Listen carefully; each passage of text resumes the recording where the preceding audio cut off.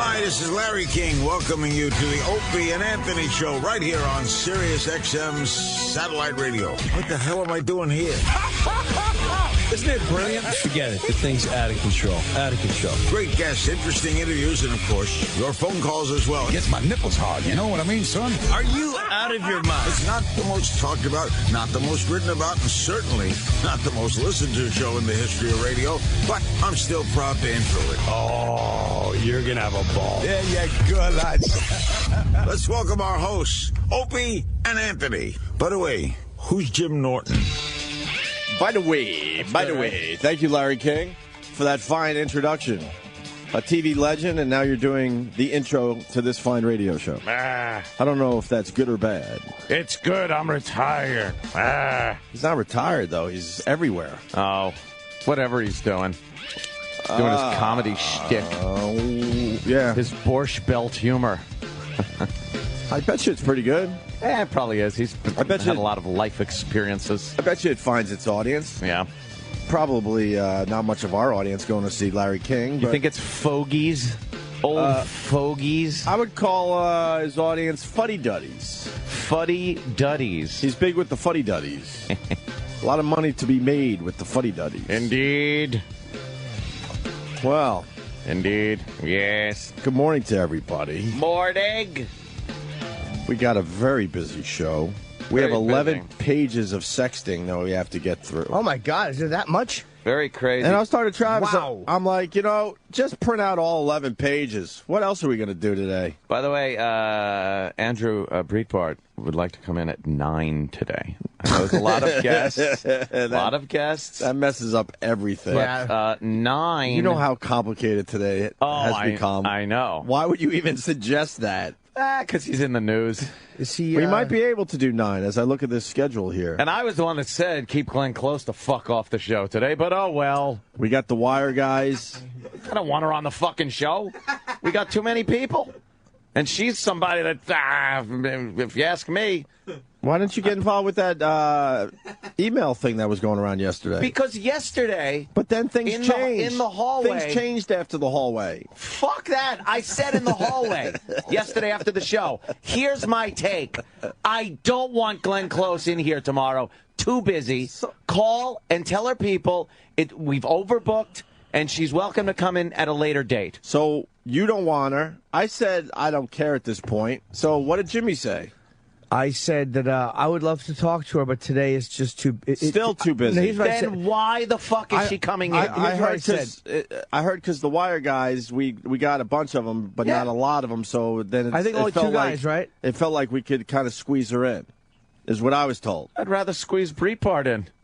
That's in the news, all those transcripts and everything. He'll tell you where they came from. If Glenn Close comes in at 8:30, then Vincent D'Onofrio's at 9:30. 9:30. Breitbart 9. He could hang or Breitbart. Everyone's saying it's Breitbart. Will you guys stop? I'm fine. It's Breitbart. And then maybe he hangs for the rest of the show through the Vincent interview. Could be, or he could stay until fucking 9 to 9:30. Either way, Glenn Close is not going to affect the Andrew Breitbart booking. I just remember we're only going to do like 15 minutes with. We're going to pile up. Just mark my words. It's going to be a pile up. It's not good. All right, cancel Glenn Close. Because I read what I did. I read the time schedule this morning because I had gotten a text from Breitbart and figured, all right, if Glenn Close is coming in at 8:30, we could have him pop in at 9, even do a half hour with him, and then D'Onofrio comes in at 9:30. So it's like it still works out, but I'd rather have him come in at 8:30. Fucking tell Glenn Close to take a hike like I fucking said in the hallway to Roland, who obviously didn't even fucking listen to me. No. I'm a fucking piece of shit when it comes to Roland. When it comes to Roland and the guests. No, man. I am. I've said no to so many people, and Roland insists on still booking them. They still walk through this fucking door. When we all left, that's exactly what was going to happen. But then... did you read any of the emails going back and forth? No, it was settled in the hallway. It wasn't, though, because then some of the Wire guys weren't going to make it in. Then there was only a couple guys coming in, and then those guys... Here's my take. Are stars, but maybe not huge stars. So then it was like, okay, maybe we could squeeze her in. And then I said, I don't care. That's fine then. but I'm only one voice. I didn't care 'Cause I don't if we care. have no guests today. I would love no guests. I just didn't want fucking Glenn Close on the show. How about we today. all enjoy the fact that we did a great interview with Sugar Ray Leonard yesterday? Yes, that was superb. And we don't do guests. Oh, I kind of like when we just do a radio show. yeah, it is fun. Instead of these people marching down the hall one by one. No, I obviously don't mind The Wire, guys. Now that you finally saw it 4 years Saw later. it. It's great. Or D'Onofrio, obviously. D'Onofrio. Oh, I know. Yeah. I'm just fucking I around. like These that. are jokes. Fucking, Breitbart. He could add some more shit to these texts and. Jamie is coming as well. Shit. Oh, That's Jamie good. Hector. yes, that's good. Very good. So where's Roland? Uh-oh. He's going to be doing some and- emotional eating today, man. And fucking like this Glenn Close thing has been a pariah since her name came up. Yeah, because we got tricked into thinking that we get excited talking to A-listers. And By the way, she's and an by the A. way, She's an A- lister now. she never won an Oscar. She's No. probably down to a B-lister. I know that Damages is a good show. I've never seen it though. So We've never seen it exactly. All right, I bet she'd fit in great When does Roland get down in the here? hall. Is he here yet? Getting breakfast. Morning mashup would love him. Love her, right? Tell him to Glenn get an Close, yeah. Tell him to get an extra breakfast because it's gonna be a long day for Roland. Oh boy.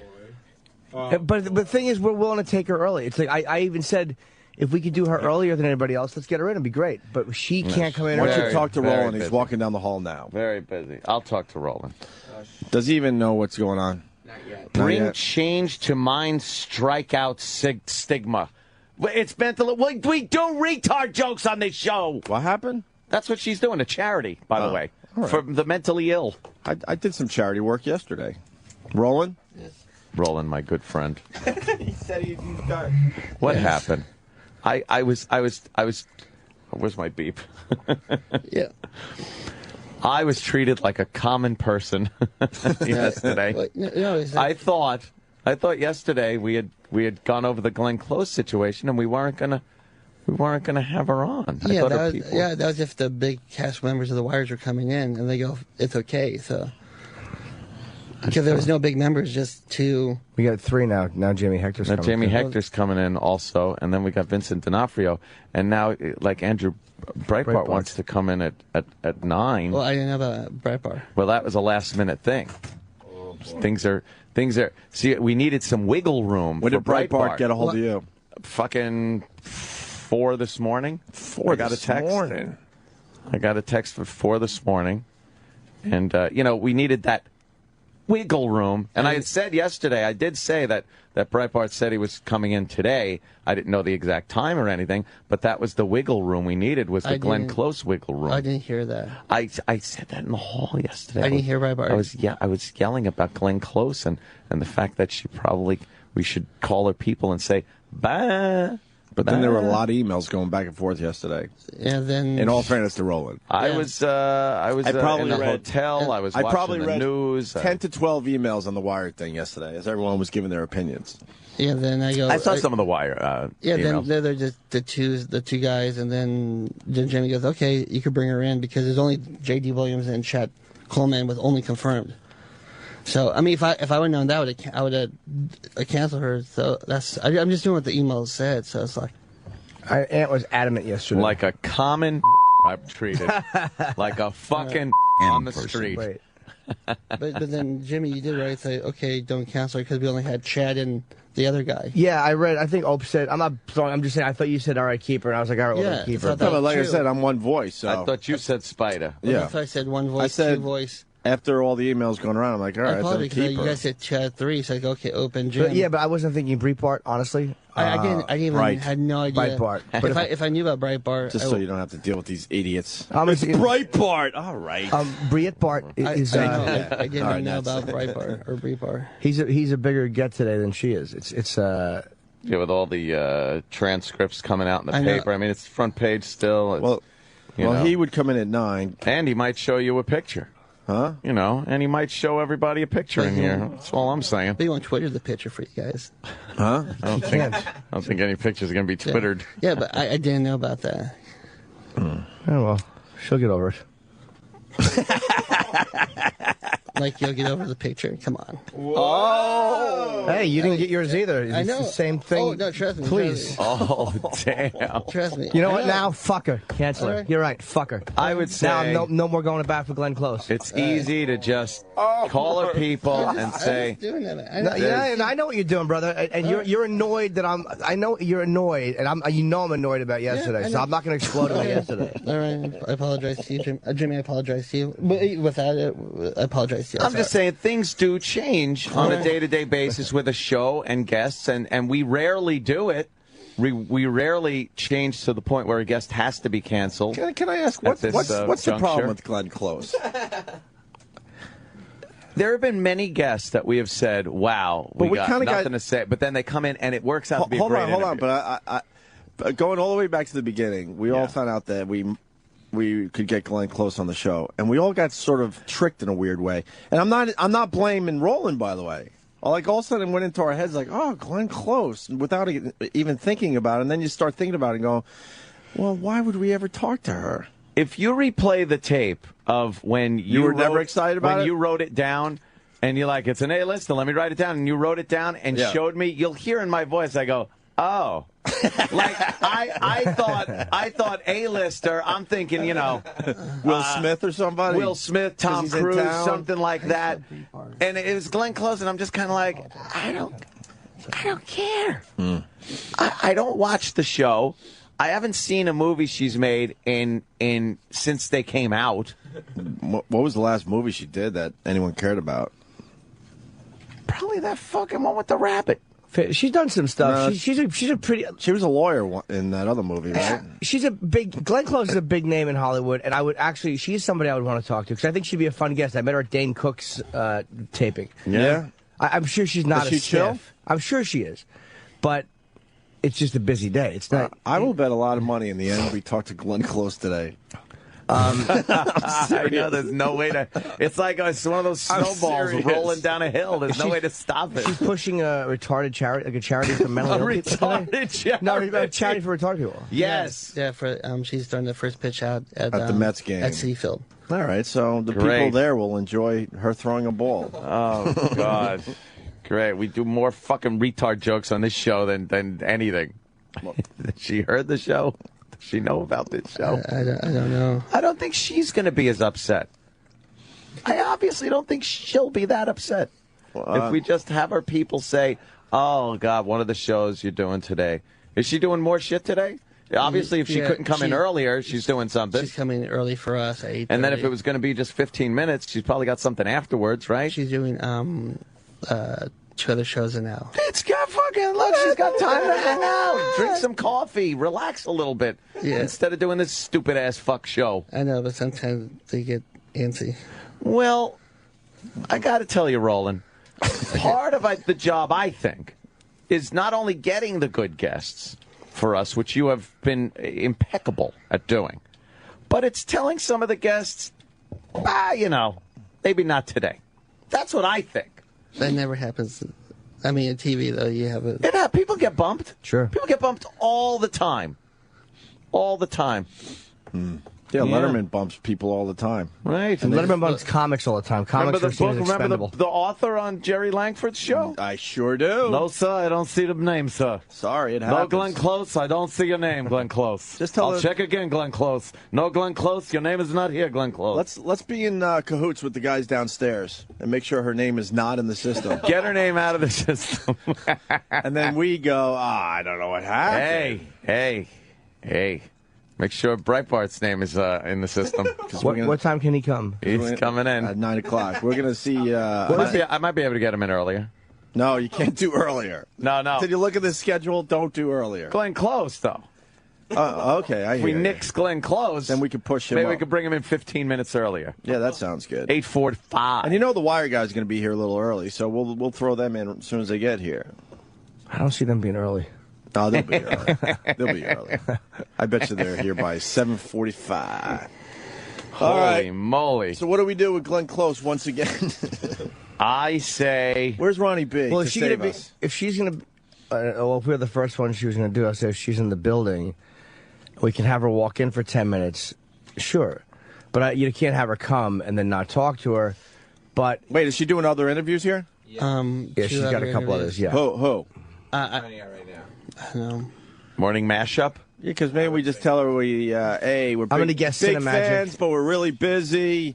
Come on in, tell us about the charity, blah, blah, blah. Great. All right, man. We'll do this again some other day. A nice long interview. She's booked for sports, for the Mets connection, OutQ, and Ron and Fez have her booked. Ron and Fez. Oh, so she's going to be on our channel no matter safe. But he's not coming till later on, Ronnie B. what. Yeah, but it's Ronnie saves us again.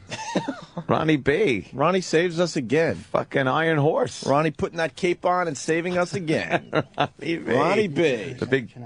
Yeah. Oh boy. What the happened? big B on his chest. No, you guys are set for tonight. Why'd you take that shot at Jimmy? That was rude. No, I deeply apologize. I'm an asshole for that.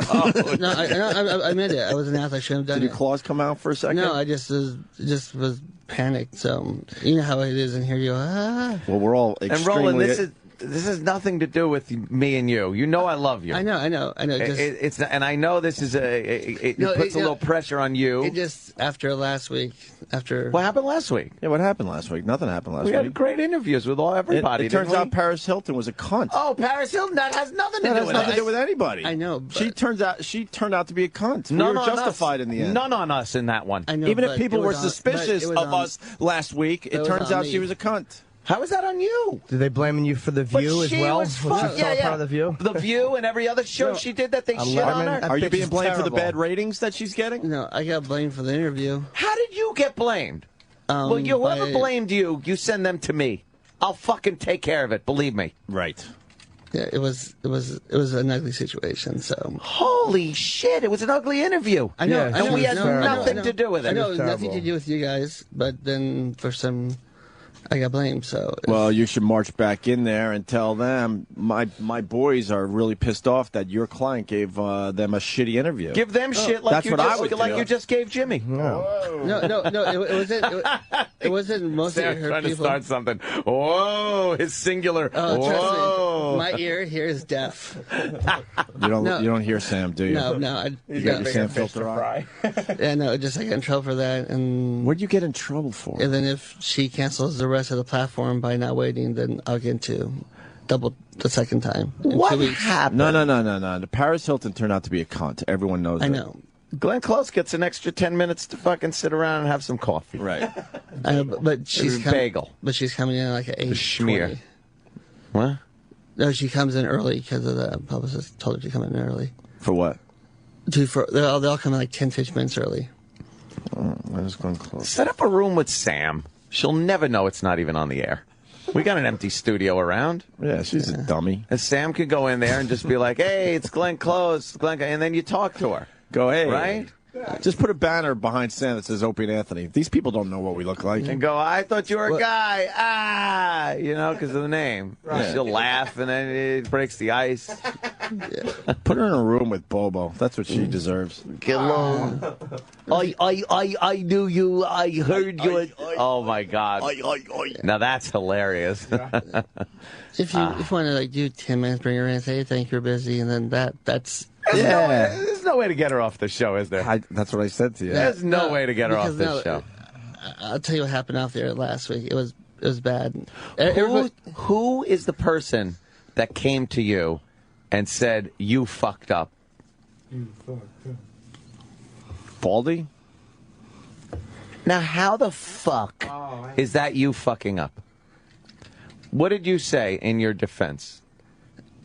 It was a long story, so I have to start from the beginning. And if that motherfucker's coming to you, then he obviously thinks we did something wrong. Well, I want to speak with him. No, it was a different matter. And What was the different matter? That's what I try to tell Roland off the air, that if those guys aren't coming to us directly, then there's no problems with Then there's no anything. problem. There's no problems with anything unless they come to us and tell us there's a problem. How would Gary come to you and give you shit about the Paris interview when you had nothing to do with anything that even happened in this studio, where we had nothing to do with it going awry? And it wasn't necessarily the interview that was the issue. If you're hinting at the video, yeah, I did that on my own. Yeah. That has nothing to do with you. I popped on my camera and I started fucking filming. I didn't know that she didn't want to be filmed. Fuck her. Fuck her, fuck her people, and fuck the people that are fucking blaming you. What, is that you? You're supposed to fucking come in here and snatch up all the cameras and everything? I did the camera thing on my own. You're okay. You're in the clear. I see Paris Hilton sitting literally 7 feet away from me. I'm going to turn on a camera. Sorry. And then I fucking posted it. Yes. So it's on me, not you. And that's what I told them off the air. You can talk about it on the air. If these assholes come to us directly, then it's an issue. Until then, there's no issues. And secondly, I was talking to Brother Weasel yesterday. He's like, wow, that Paris Hilton video, holy shit, that's a great hit for you guys. Like, don't they even fucking understand that's huge to get that shit out there no matter what? Yeah.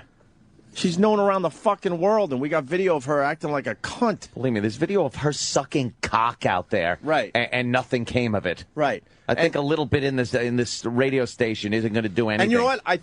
I'll speak for Roland. Fuck it.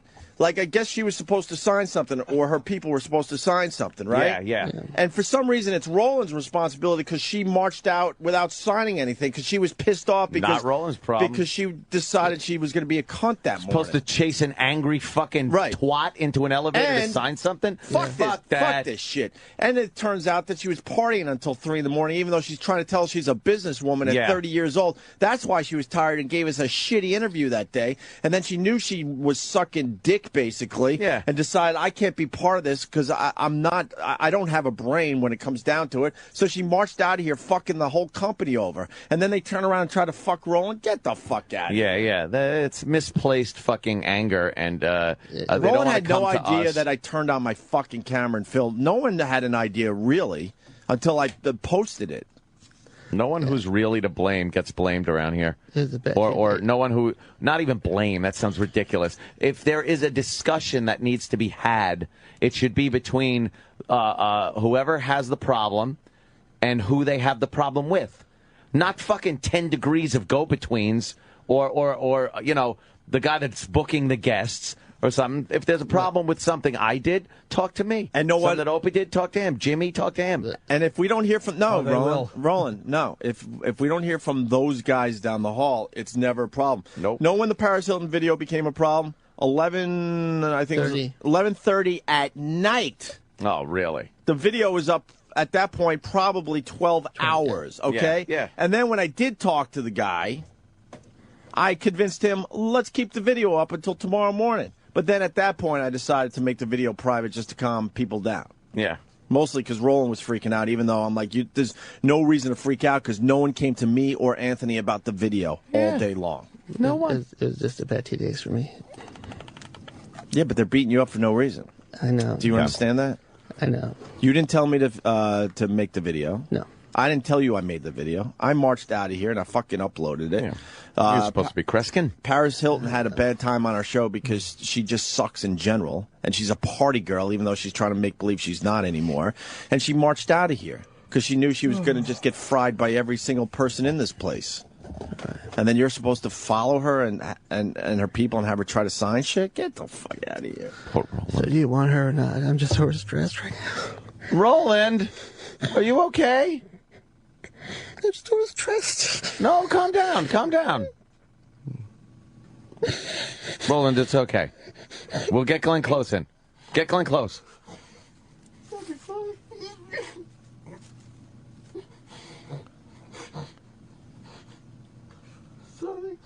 It's okay. Shake it off. Deep breaths. The stress of this place is going to kill people. It's just going to kill people. There will be corpses from people just fucking dying of stress. Well, that's why I'm sorry. That's why I'm out of here in a year. I have no problem. It's just fucking. It's too stressful. I'm done with what you're hearing from Roland right now really is the way every one of us feels every day here. Day of our lives. Yeah, because the shit that went on yesterday we'll discuss in a little bit too, in a manner that keeps it safe for everybody. E-Rock. You're not mad at me, Roland, are you? I'm just fucking defending. Roland's not mad. I'm fucking defending you. He's very frustrated. No, I'm defending you because if these once again, if these guys don't come down the hall and talk to me and Ant, they can't be beating you guys up. I know. I love because you it's guys, only a problem when it gets to us. E-Rock, what were you going to say that you said in my fucking ear? There's times throughout the day that I've overheard and seen, like, from a variety of people that work here, the shit that Roland has to go through. What is he going through? They come in, like, they'll talk to him about something, and then they come back in maybe 20 minutes later on the same subject. Now it seems to be escalating, and then they'll come back a half an hour again. The guy's and it's giving getting us worse. great guests. Details. Great Like guests. what, D-Rock? Details. You're languishing in vagaries. Once again, you're vague. Oh, God, you're E-Rock- right. That's just like the news story. When you said he calls and goes, watch the news. Yeah, For what? E-Rock is the vaguest person I know in my life. It's Yeah. so frustrating. Have some balls. He'll start Say what you fucking want. He'll start his text messages with "Hey," and then you write back, "Hey, what's up? Can I talk to you for a second?" Yeah, and then maybe by the third text he starts telling you what's going on. Maybe. Yeah.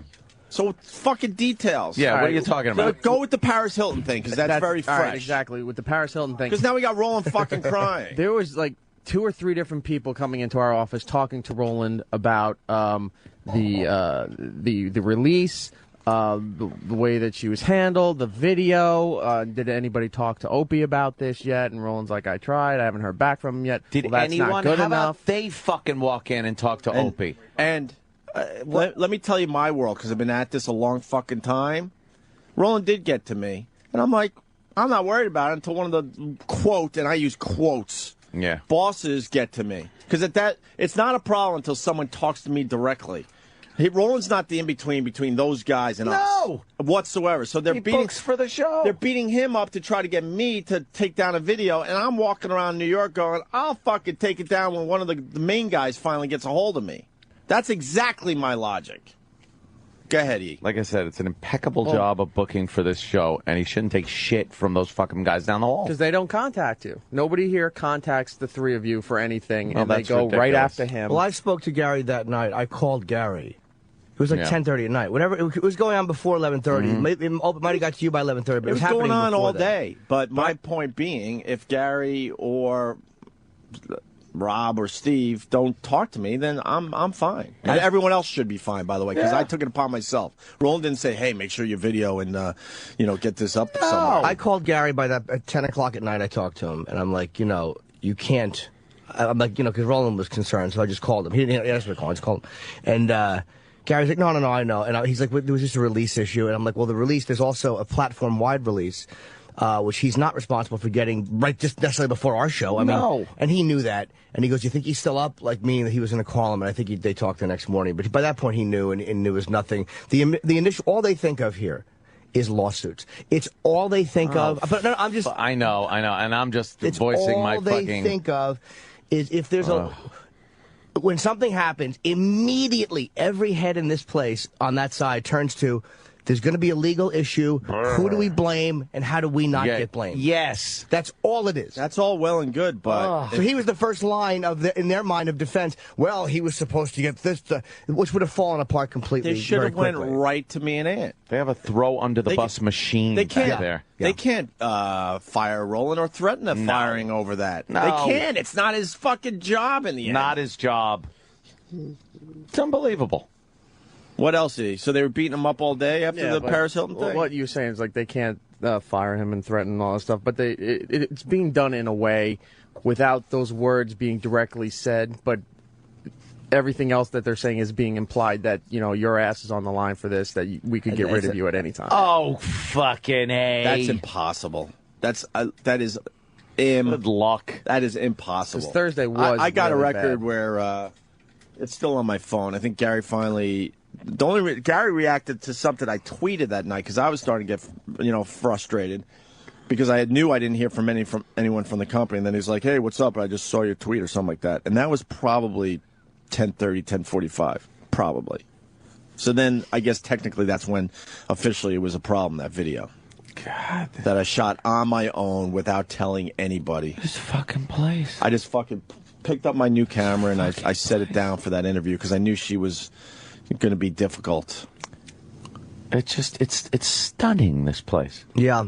It really is. It never ceases to amaze me how, no matter how hard I try to have loyalty, Oh, they managed to do something. You can't have loyalty to make me regret it. These guys don't know how to take care of their people. They take care of the one guy, and even the one guy is fucking. Even the one guy is not happy. Believe me, is pissed off at him. He's got millions of dollars in issues. Yeah, he's the ultimate. He's the ultimate pissed off guy in the room. Yeah, he's not happy. Holy shit! We're gonna lose one of our.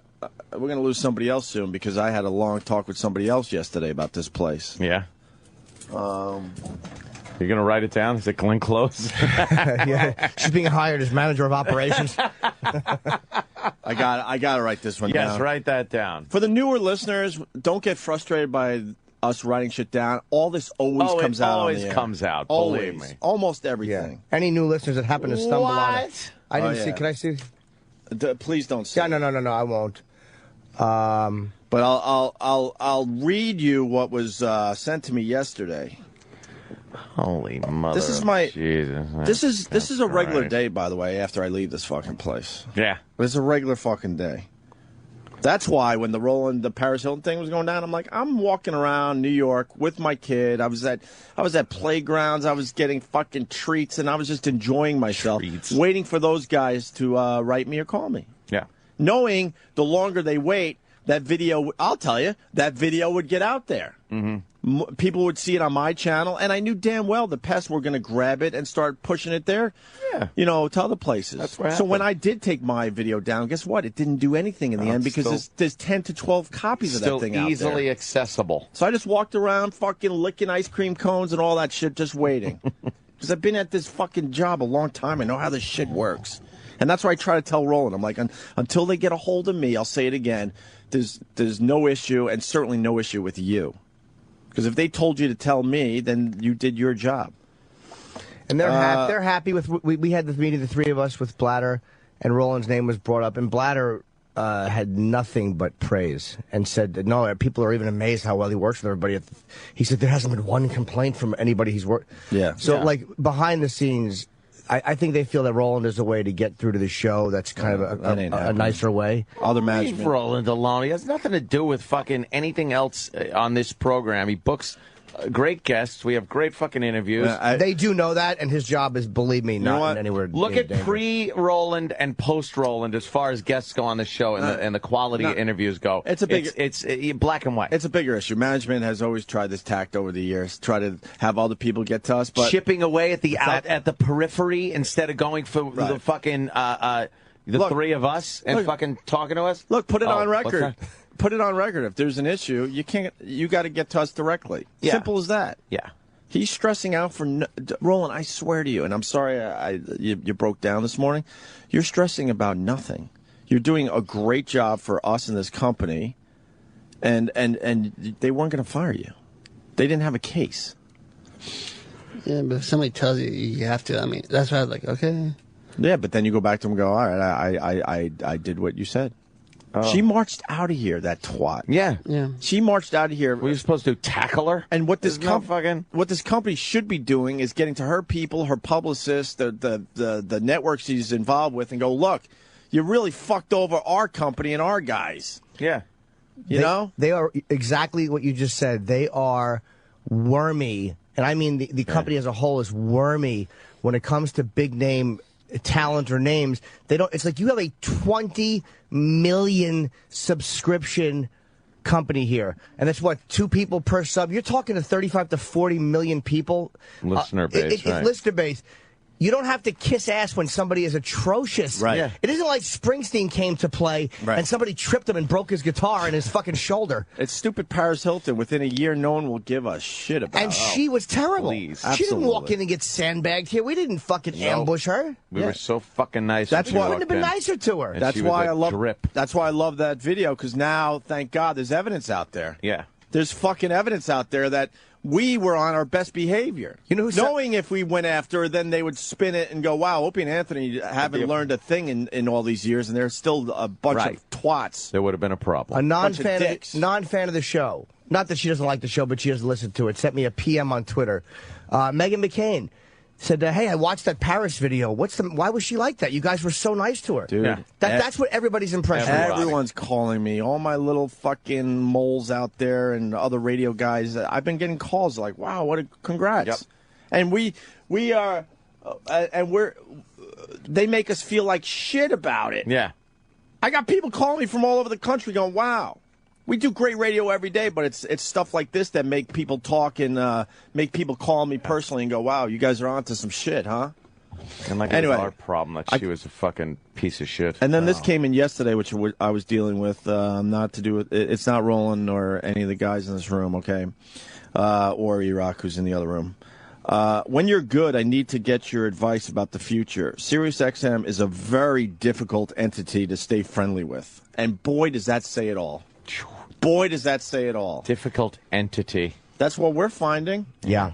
That's what we're finding. Stupid. I didn't mean to say stupid. I don't mean. You know how I do that, yeah. though. I'm sorry. But some people go, what the fuck? Yeah, no, I'm not offended at all. Jimmy couldn't get his Lady Gaga picture yesterday. And it was the way he was told. Without mentioning names, the way he was told. The way I was told and the way I had been trying to do it. Makes it sound like we're some dumb music jock on a dumb channel that no one listens to. Fuck music jock. That was you were treated like if a UPS guy came up and saw that shit was going on with a celebrity and was like, well, maybe I could get myself an autograph. And then someone just dismissed you like, if you think you're getting an autograph, you best get back in the fucking elevator. Yeah, they had, the way I was trying to, like, as much as I talk shit on this program about getting photos, I'm not an idiot. And I'm not going to, if Lady Gaga walks in with security people, I'm not going to stand on the corner and go, can I get a picture? I'm not that stupid. And I do know that I'm at work, and I do know it's a special event that was booked through Harpo, which is Oprah's company. I know all of that. And I know everybody here is nervous because it's Oprah's booking. It's not a Sirius XM booking. None of the bookers could do anything here. Right. Liam, Roland, Spencer, none of those guys who would have normally helped me or Steve could. So I knew all that. So what I did was I texted Elo, who's the president of Harpo. It's the president of Harpo. Yes. Can I stop you for a second? The only guy that ever understood the show and knew how to push it forward. I have such a love for Eric Logan. Tremendous love. He's management in the end, and management in general. But he is by far the best guy we've ever worked for. Yeah. I mean, he got it and understood our little foibles, and he would understand Jimmy's picture-taking thing and what it means to him, and if you could help him out in some way, it makes him a happier employee, which makes for a better radio show, which makes for a better fucking company. But the route I was taking, and you're right, and he just understood that, but I texted Elo, and I also, my agent knows her agent. So I said, look, can you ask if it's okay if I'm introduced to her? It was a request that was going to go directly to her assistant who was with her from her agent. And I also called the Live Nation guy in Philly who I know, who knows her people. Is it okay? So it was going to be, for me to get that photo, it was going to be okayed, if it happened, by somebody at Harpo and somebody who was directly with her. I was not just going to walk in like an idiot and go, so I know that. I'm really not a dumb guy, and I really don't think of myself above the company. I'm not going to do anything that's going to endanger the company's relationship with Harpo or make Sirius XM look bad. I'm not a moron. Of course not. And so I'm down in the area with my camera, and I was talking to a couple of guys from Oprah's channel who we all know, and I was just approached by somebody in management, and they said, you're not going to try to get a photo today, are you? And I'm like, well, I didn't have time to explain, well, this is what I did, and if it worked out. And they go, look, today's not the day, not the day. And I'm like, all right, well, I guess I'll just say hi to Gayle King because we did the Tonight Show together. And they said, I don't know, she's going to be too stressed. So I was told that I couldn't even say hello to Gayle King, who I did Leno with. I want to say this carefully. You're saying management. Yeah. It's up there, management. It has to be said.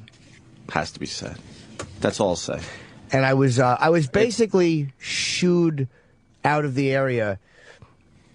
And it was, again, I was shocked, but then again, I wasn't. Like, I wasn't even that. I was angry, but I was like... I wasn't surprised at all. No. When you texted me yesterday, I'm like, of course that's how it went down. But of course I was shocked in that moment, but it's like, oh, yeah, this is where you work. Yeah. Oh, dumbbell. Now I understand. I forgot for a split second. I forgot. What a dummy I am. It's never going to be... any way but that. Yeah. So I didn't go ballistic over it, or I knew what it was, and then I talked to Eric Logan, who actually was coming in, And once again, because these people, they get a little confused. Used to be our boss. Moved right. on to work for Oprah. He's pretty much Oprah at this point. I believe he's the president of a company. If Oprah retires, then Eric Logan has to be the new Oprah. That's how high up in the company he has become already. Or there's one over him, but he's that close. Oh, is he the president? He's co-president. So he was going to walk me in. He was getting here kind of late. Lady Gaga was running late. To be very honest, I don't know if it would have happened even with Eric, because she literally came in late and went right into the fishbowl. And it was one of those things where I don't even know if it would have happened with him, because he had to leave for a meeting. So I might not have been here with him. I just want to stop you, Jimmy, but the difference is what he said to you. That's the difference, and what the other guy said to you. You know what I mean? Yeah. Elo would have tried to help me. He showed a little respect for you and the fact that you like getting pictures with celebrities, and the fact that you're a big part of this company, even though he doesn't work here anymore. And that was as a friend as well. But he actually advised me not to. He goes, look, if you've been told you shouldn't, she gave me good advice. And that's why I was texting you. So I wasn't going to come back. Went over the other guy's head technically. I don't even know if I could have done that, because the way it worked. Well, what did he say to you? Because I thought that was great, and that's why I loved Eric Logan. He just said, look, I'm like, because he had called me. And I'm like, look, I was kind of asked. Not to try to get a picture. Not to try. And he said, yeah, he goes, look, it will happen. He goes, I'll make a call for you when, if you're ever on the road and you're in an area she's in, I'll make it happen. I'll call somebody. And I'm like, and I believed him. And okay, no problem.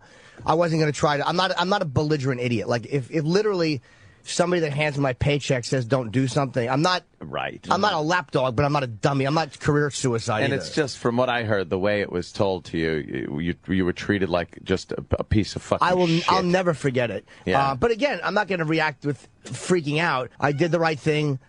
I was shooed away, and I left. And that's it. Literally shooed away. But it wasn't. What annoyed me the most about it was this lack of faith. Like, do you really think? Like, do you not think I know anybody else in the business that I would just stand here, try to blindside I really don't do somebody. that. I really don't do that. And when Jennifer Lopez came through by herself, she had people. It was a nightmare. I know not to go out. I'm not a fucking moron. No, you go through the proper channels. Kareem, though, we went through everything. With Kareem, I went through all the proper channels, and I waited, and he recognized me. You always go through the proper channels. I just don't get this place, man. I mean, Gayle King, I guess she's okay as a broadcaster. She's not bringing in subscribers like we are. And if we were the ones that were chosen in different circumstances to interview Lady Gaga, of course they would have marched Gayle King right in here to get a fucking picture taken. Why are we such fucking scum? We bring in so many more subscribers than these people that they treat like rock stars. Like, you weren't even allowed to get close to Gayle King yesterday. Why? And the thing is, we've done a major show together. Yeah. And it's almost like what's so insulting is to think that, what did you think I was going to do? Stand there and pester her? I was going to say hello to her. She was very nice to me the one time I interacted with her. I said, oh, yeah, I have a show on a show on Sirius XM. And we just chatted for a minute in the dressing room. Mm-hmm. Like, what did you think I was going to do? Yeah. That's what drives me. When have I ever done something? Hey, could I get a picture with... But boggle my mind is you get so spoiled being treated a certain way. And I mentioned the Tonight Show just because that's the one group I interact with on a regular basis that has access to people like that. And the way they treat you, it's like... Oh my God! You really get spoiled, and then you come back here, and you're like, oh right, right. I desperately want out of radio, and the reason is not because I don't enjoy doing the show with you guys. Is that I'm so sick after all these years of being just treated like scum.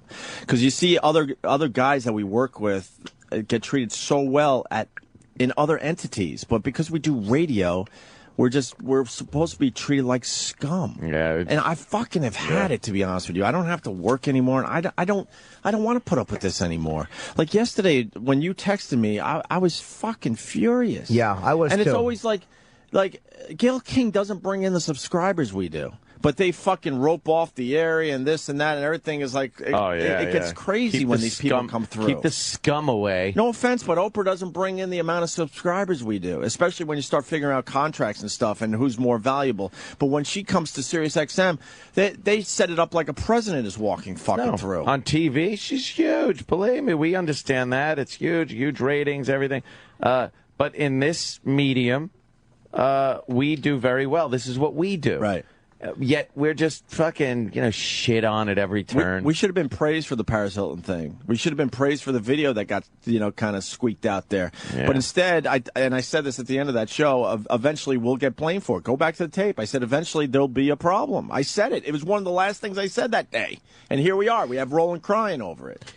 And there is no going above and beyond here. Like when you do in other areas, it really does amount to nothing. And none of it means shit. It really doesn't, man. And it's frustrating. It's like it drives me nuts. It's like you want to be loyal.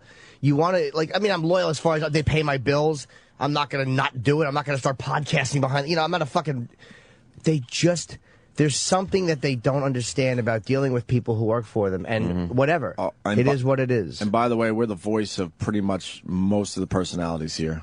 A lot of people march these halls, and they are just fucking fed up and frustrated. Yeah. I can't name names. That's up to them. Sure. But I mean, that is a very good look at the vibe around this place. And we have an easy job compared to a lot of people out there. But I thought to myself, I do relate when people talk about dealing with bosses. It's like, you guys, I know we bitch about them a lot, but it is very frustrating. And stuff like that happened. It's like, I'm under no illusions as to where I am on the entertainment ladder. Believe me, I'm not. But I'm not deluded as to thinking that I should be shooed away when I'm not doing anything wrong. It wasn't like I was standing there waving at her while she's being interviewed. Then you go get the fuck out of here, you lunatic. Yes. But I wasn't doing that either. It's like, do you not think I've been around enough of these people where I'm not going to... Even when Tom Brady annoyed me so much, I would never have been disrespectful to I just wouldn't do it. And I wouldn't ask at a time with... It drives you crazy, man. Like Tribeca, they took care of you when Frost. Tribeca took great care of me. They took great care of me. Of course they took care of me. And of course, Sharon... She gives you all access, and the guy who works for Tribeca took care of us because he knew we were promoting it. They just know what they're doing. It comes down to understanding and getting it. Well, that ain't happening down that end. That's what I'm saying, though. Getting what your guys are all about, doing that little extra thing to keep them happy. Believe it or not, sometimes it's not about the money. I think we got a really shitty deal. I'll say it right until the end of the contract. But besides that, it's not about money. Sometimes it is that little thing. Sometimes it is that thing going, oh, wait, Jimmy from Opie and Anthony. Wow, yeah, we all know he really likes getting pictures with celebrities. And Lady Gaga, of course he's going to want one. You know what? I'm going to just do the right thing. And I'm going to make sure this happens. Eric Logan would have done that.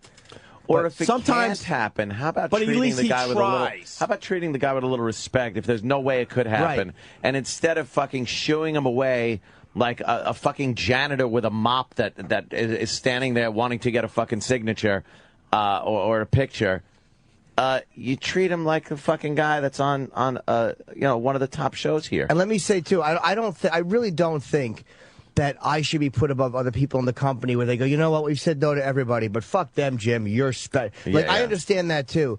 But what annoyed me was the fact that it's like, I'm not just I have, for like 4 days, I have made a couple of phone calls to do it properly. Right. It's like, I know how to do this. You know how to play this game. I know how to do it where nobody is going to get upset. Right. And if it's a no, it's a no. I'm not going to stand there and freak out. But I was going through all the proper channels that had nothing to do with Sirius XM. You're not just standing around here waiting to get a picture, huh? That's what bothered me. It's like, if the person would have said to me, like, look, today's really tense. You can't just jump on. I would have said, no, here's what I'm doing. And that would have been that. I'm not a... That's what made me so What's the problem in the end? Lady Gaga doesn't give a fuck about Sirius XM. You got a little nugget of gold yesterday, but that's it. It ends there. Shoo. It fucking ends there. Shoo. She took pictures with her fans, though. Yeah, with the fans contest winners, and I understand. Again, you can't have everybody at the company lining up for a photo. I get that. I also hear that Shoo guy got a picture. I honestly don't know who did or didn't. Right? Isn't that true? Oh yeah, he did. Yeah. Oh yeah, he did. The guy that shooed you away, he managed to get in there and get a fucking picture. Oh yeah. He did. Oh yeah, he did. Why wouldn't he? Oh yeah, he did. Of course he did. Do you remember when Sting did that loot thing and ELO brought us back there and it was like, literally we were in and out. It was a meet and greet.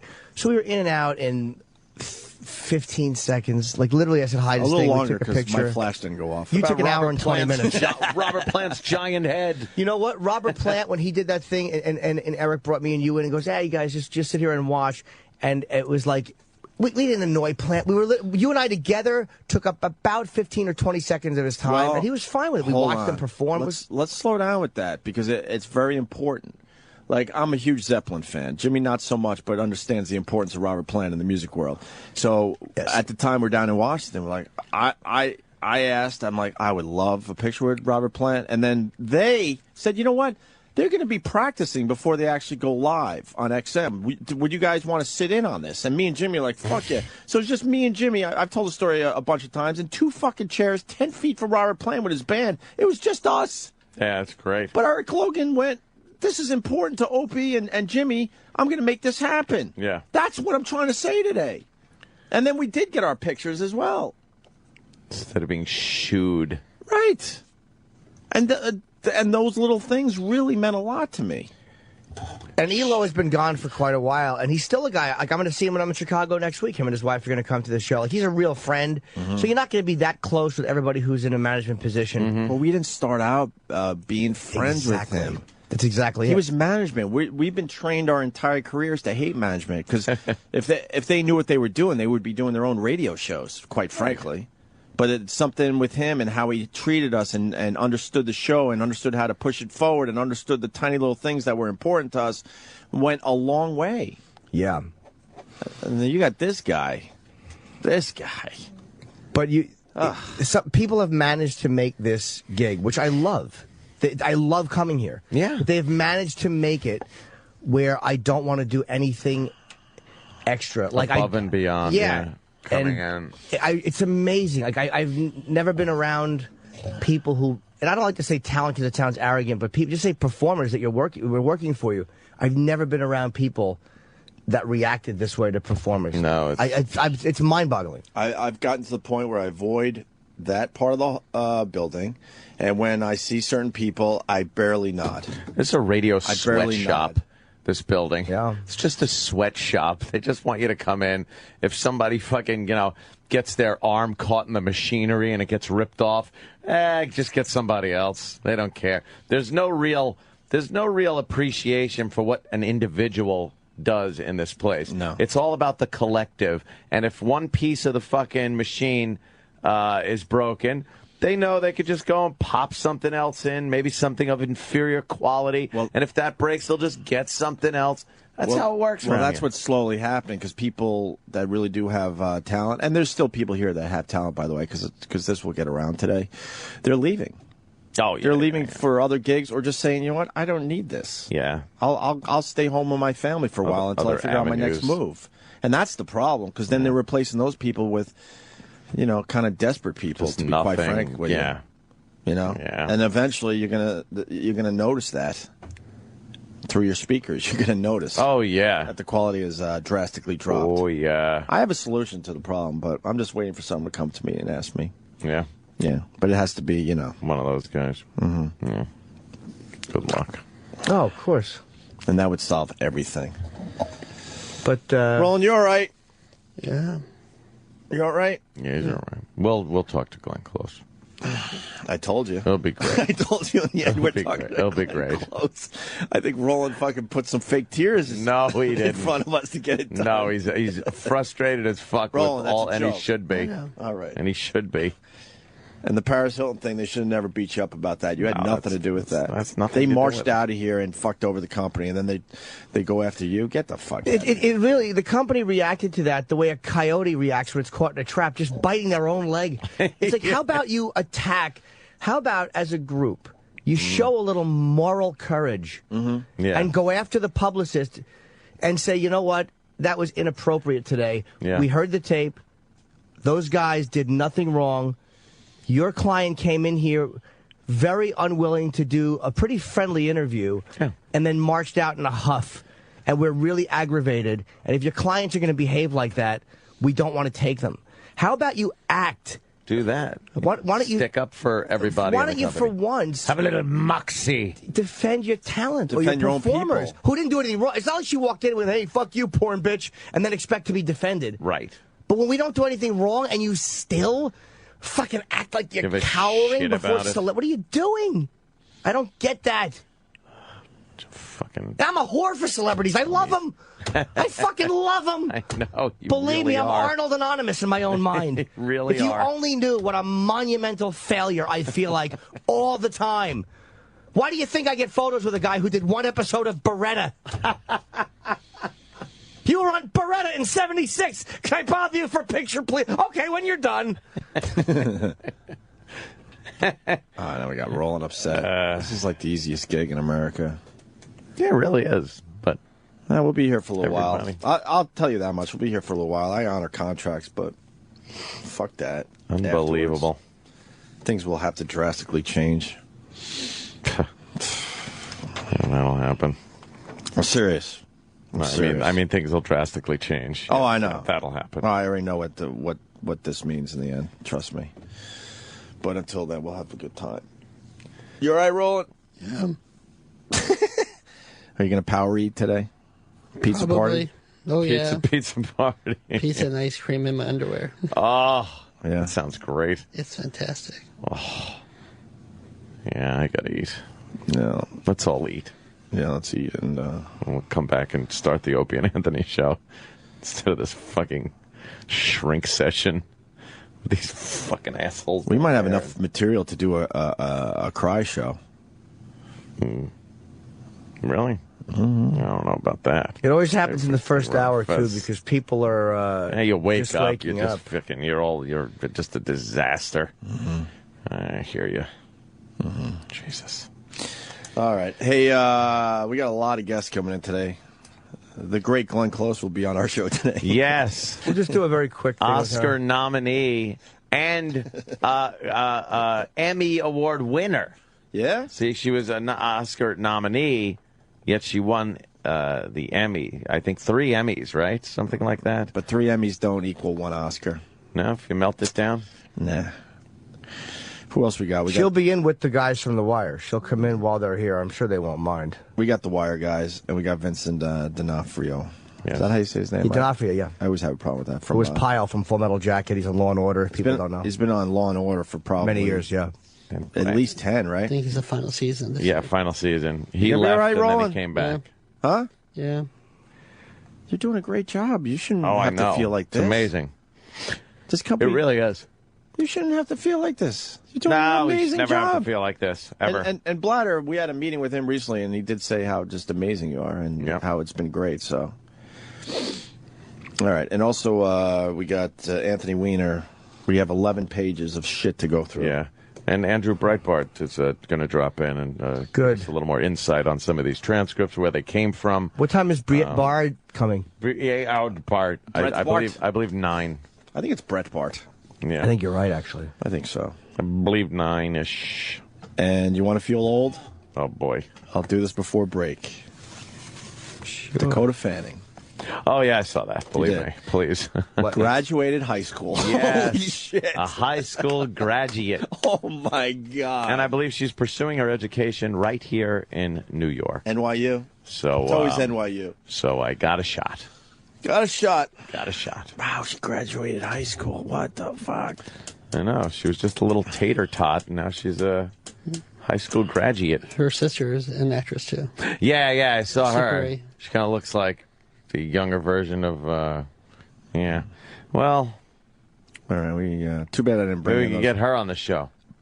Too bad I didn't bring in those Good. puffs today. No, huh, Roland? Dakota Fanning, not her 14-year-old sister. Too bad I didn't bring in the puffs today. Oh, God, you would the have been all puffs. about it. I ate the whole box in 20 minutes. I think Roland does a little of that stress eating.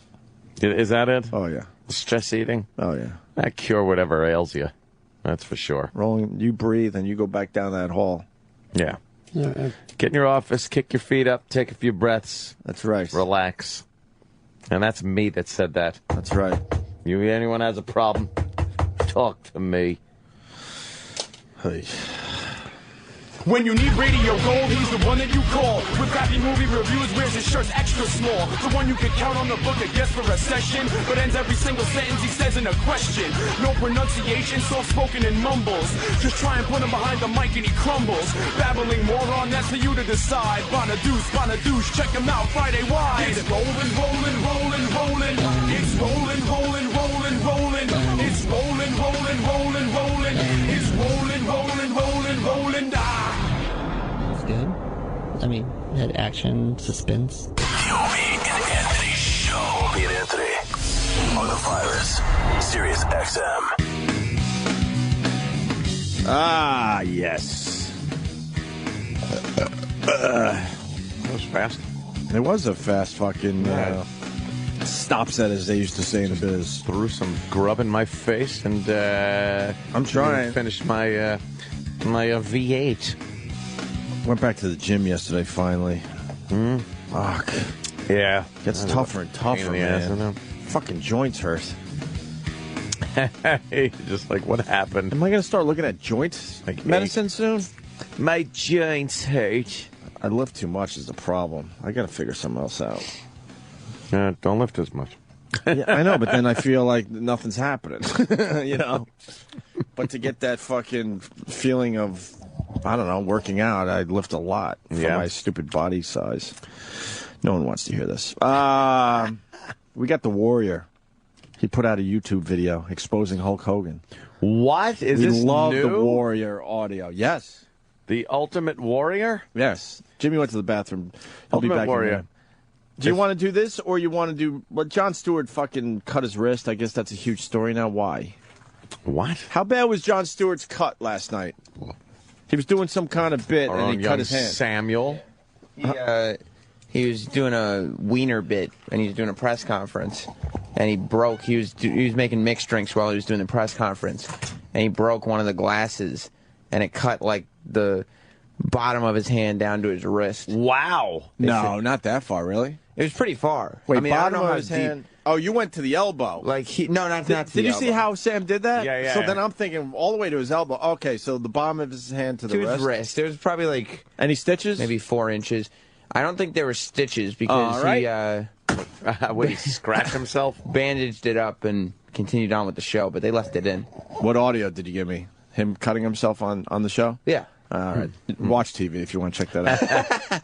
10-10 Wins played it. I thought we should be up on the news too. 10-10 wins. You hear it first. Is that those guys? Yeah, 10-10 wins. You give us 22 minutes. We'll give you the world. No, thank you. I got Twitter. I get my news from Exactly. Twitter. I don't need 22 minutes. It is. Everyone knows 10-10 wins in the whole world if you watch Goodfellas. Yeah. That's the news station that's playing when Jimmy robbed the Lufthansa thing. Right. And Ray Liotta's in the shower, and he hears it on 10-10 Wins because you hear, it could be the biggest robbery ever. Yeah. So if you come to New York, you're going to think it's like a movie radio station. Like it's fake. It was real, though. It actually is based in quite a few movies, 10-10 Wins. Yeah, it's a go-to. It's your basic news I thing. always wondered why we were never in a movie. You guys aren't an all-news station. Nah, man, because they use other radio guys. And I'm talking background shit. I'm not saying, wow, we should actually be front and center. But I always wondered why we were never coming out of a radio for a movie. Well, we can ask a seasoned actress in a little while. Glenn Close. Yes. I know you've been looking forward to Glenn that Close will be on this very program. Very excited. I think officially this has become Glenn Closegate. Glenn Closegate. You have to add gate to shit, and yes. then people get really interested. Just call it Closegate.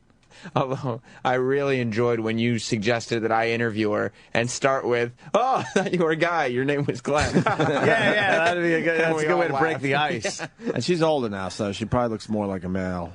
Okay, well, I don't know. That's just whatever that. What is it? What do they got? What's their thing? We got testosterone. What do they have again? They have that estrogen. Estrogen. Yeah, that shit goes away, and then old women start looking like guys. Starts to run out. Oh yeah, man. Get on the train on a Wednesday from Huntington to New York City for the matinee. Is today a Wednesday? Yeah, it's matinee day. Matinee. You'll see a lot of older women that I swear are more manly than a lot of guys walking around New York City. Oh, we're going tonight, brother. You're going? Yes. Brother. They gave me a ticket because Josh Gad, who we have tomorrow, wasn't in the one I saw. But I think, I mean, I still... You're going to be the third wheel, though. I don't think we're sitting together, though. Why not? I think this is the way to see. This is sold out. They have a line for cancellations. Can we go down to the theater together? Line. Yeah. All right, good. You think it'd be creepy if you and I sat together and we had your wife sit in the other row so we could talk we could laugh together? Book of Mormon. We're going again tonight. Well, I didn't go yet, but Yeah. Jimmy went. And I'm happy to see it again. I loved it. Is that guy coming in tomorrow? Josh Gad, yeah, tomorrow. And he's nominated for a Tony. And he was sick the day I went. And I love the guy who replaced him, but he's supposed to be phenomenal. What do you mean he's sick? Oh, I think he has a throat thing with his throat. A throat thing with his throat? A little cough. A foot thing with his Yeah, foot. it was something to do with the brain. They cut out a piece. Like they gave him the old Nicholson and Cuckoo's Nest. He had the Randall P. McMurphy. What do you guys want to do? You want to do Anthony Weiner shit? Yeah. Wiener. And then we'll do the Warrior stuff later? What happened with the Warrior? I want to hear the Ultimate Warrior. He's taken to social networking. He's blaming... Warrior. What is he doing? He doesn't like Hulk Hogan and what he said about Macho Man. Hogan. All right, we got to do this now. Fuck it. Yeah, I really want to hear this. Well, he started a Twitter beef with Hulk Hogan. Or Twitter beef. Yes. Wow, have times changed. Can this guy wrestle anymore? I know the you Warrior? Yeah, if he had to. Oh, he could God. probably... I mean, he couldn't really wrestle to begin with, but he could probably do one match if he had to. He couldn't wrestle to begin with. No, he could never But really is he still wrestle. in shape? He still works out. And he's still probably all roided And up. China sort of is wrestling, but now she's doing porn? The thing about China is... What did she do? She did a thing for TNA where she did one TV show and one pay-per-view, I think. Yeah. She didn't look like she used to. The definition, the muscle tone that She used to be ripped. It's not there anymore. Oh, She's wow, She's really? a big woman, but it's not like the muscle tone. And she wears like she used to wear very revealing clothing so you could see all her muscles. Yeah. Like long pants and a full, yeah, a little looser now. Yeah, it's not there. A little loosey-goosey. But then she put out she's putting out a porno tape. You sure that's not Khloe Kardashian? Not. I can't be, I guess. Dude, those two are starting to look very much alike. Really? Give me a split screen. Khloe Kardashian, China. It's that square jaw. Yeah. They might be the same person. She might be a Kardashian, China.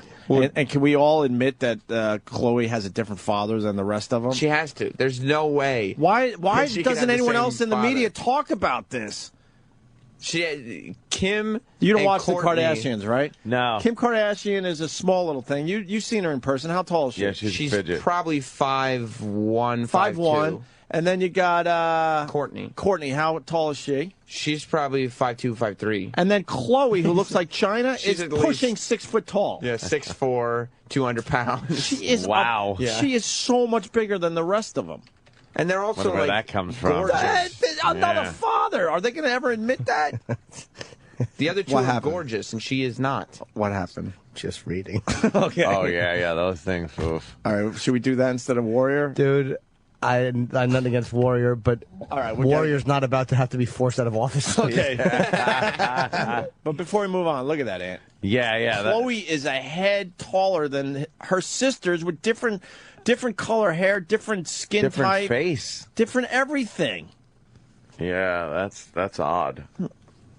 I'm going on record. I think she has a different father. She's got to. The other two look How do we like get that quote out sisters. there? Huh? I'll have somebody type up a press release. And they have a brother that looks like the two sisters. Yes. And then you got Chloe that doesn't look like any of them to that. She looks like the Extent. friend that's ruining the picture. Right. And looking more and more like China every day. Lamar Yeah. Odom likes it, though. And Lamar is pussy whipped. Yeah, I know. He really is. I've seen it on the show. I watch enough where Chloe's like, "Oh, you're gonna go play that basketball thing? Okay, have fun. Have fun." He plays for the Los Angeles Lakers. She treats it like a hobby. Yeah, Another black guy. yeah. He's. Oh, What's going on in there? No, I was just saying, Chloe had a nip slip on Fox the other day. I just threw it up on the TV there if you wanted to take That's a look. racist. Oh yeah, look at that. I gotta get- And, oh yeah, look at that, big and pink. Yeah, but usually you think that's hot. I just went, ugh. Now, if you chop her head off, and I don't mean like figuratively, I mean get an axe and chop her head off. Oh, she's got the kind of nipple I like. Yeah, Big it's a slow pink. fade pink boys. like her tits wearing a giant, too, right? like Tracy Lord tits. Yeah. It looks like her tit is wearing a giant pink yarmulke. Like she has big Jewish breasts. She's sleeping on the plane. They're praying at the front of it. Big Orthodox tits. I want to lick them and make yummy noises. You're right. If you cut off the China head, that's actually a nice nip. You're right. Yeah, that's nice. Can't hate on that. No, you can't hate and she's rogue in that family, too, which makes me think that she has a different father. Who do you think the father is? Maybe Bruce Jenner? She does look a little more like Bruce Jenner than the others. So maybe the mom... How old is she? But yeah, she's older than the other two, isn't she? Yeah, she looks a little older. So? Oh, shit. You think there's some shit going on with Bruce Jenner? I think something's going on. That's my dumb opinion. I don't know shit. But I think the mainstream media's got to get to the bottom of this. And look at the picture again, and then we'll get on to Anthony Weiner. On the screen here with the sisters. Hang on one sec. Okay. That's Lady Gaga. Who? Lady Gaga's nipple slip. Jesus. I heard she looked good in her hot shorts yesterday, too. She's all right. Yeah. Oh, you saw her? Yeah, she wasn't wearing much. Yeah, she's sexy, man. There is a dress code around here. I'm going to HR. Yeah. I'm going to tell them that. Yeah, I was offended. That's hilarious. Lady Gaga walking around with nothing on. My eyes are not garbage cans. Why is it okay? And look at that picture. You're better at shit than me. Look at this. Yeah. Look at the two sisters. They almost look like twins. How old is she? Let me find some ages. About. Well, Chloe? Yeah. Has this ever been brought up on the show? Oh. Not that I've seen. Because I'm saying... Well, why don't they do a whole season about this? I'm saying it could be Robert Shapiro. That's what I'm thinking. Wow, really? I'm thinking, when Chloe is 26, it says. She doesn't. She looks like an old 26. She. I think Kim Kardashian's the oldest. She's 30, right? Oh, 30, okay. 31 maybe, Yes. 30-ish. And then maybe OJ. And Courtney. Maybe it's OJ as her father. OJ slipped it to fucking Kardashian's wife. Yeah, Kim is 30. Mm-hmm. So Kim and Robert Kardashians. Yeah, that makes sense. Oh, I think she's the oldest. I think Courtney's the oldest. Courtney is 32. Wow. So you got a 32-year-old, a 30-year-old, and then a 26-year-old. Okay, so the 26. Okay. She looks pretty good, though. Courtney's the hottest, I think. I prefer I always Kim, thought that. It's certainly an argument to have. I always thought Courtney was hotter. Certainly an argument to have. Yeah, it's not undisputed. But Courtney is a dud as far as personality goes. There's Gaga showing off her nipples. Oh, look at that. You know why? Because she's got that stocking top on, so it looks like crooks when they go to rob a bank and pull a stocking over their face. That's what her tits look like. Ma, give me the money, see? Ma, get that kid with the camera out of here, see? It was a bit of a faux pas yesterday because she was wearing the same wig that she wore the night before. Oh, why would she do that? She running out of ideas? See, that's what she looked like yesterday. Wow. That's wig. from That's from yesterday. Hey, getting back to China. Mm-hmm. Mike from Michigan, Backdoor to China is already out. That's the porn. That's the porno tape. He writes, and in scene 3, China takes it up the shitter.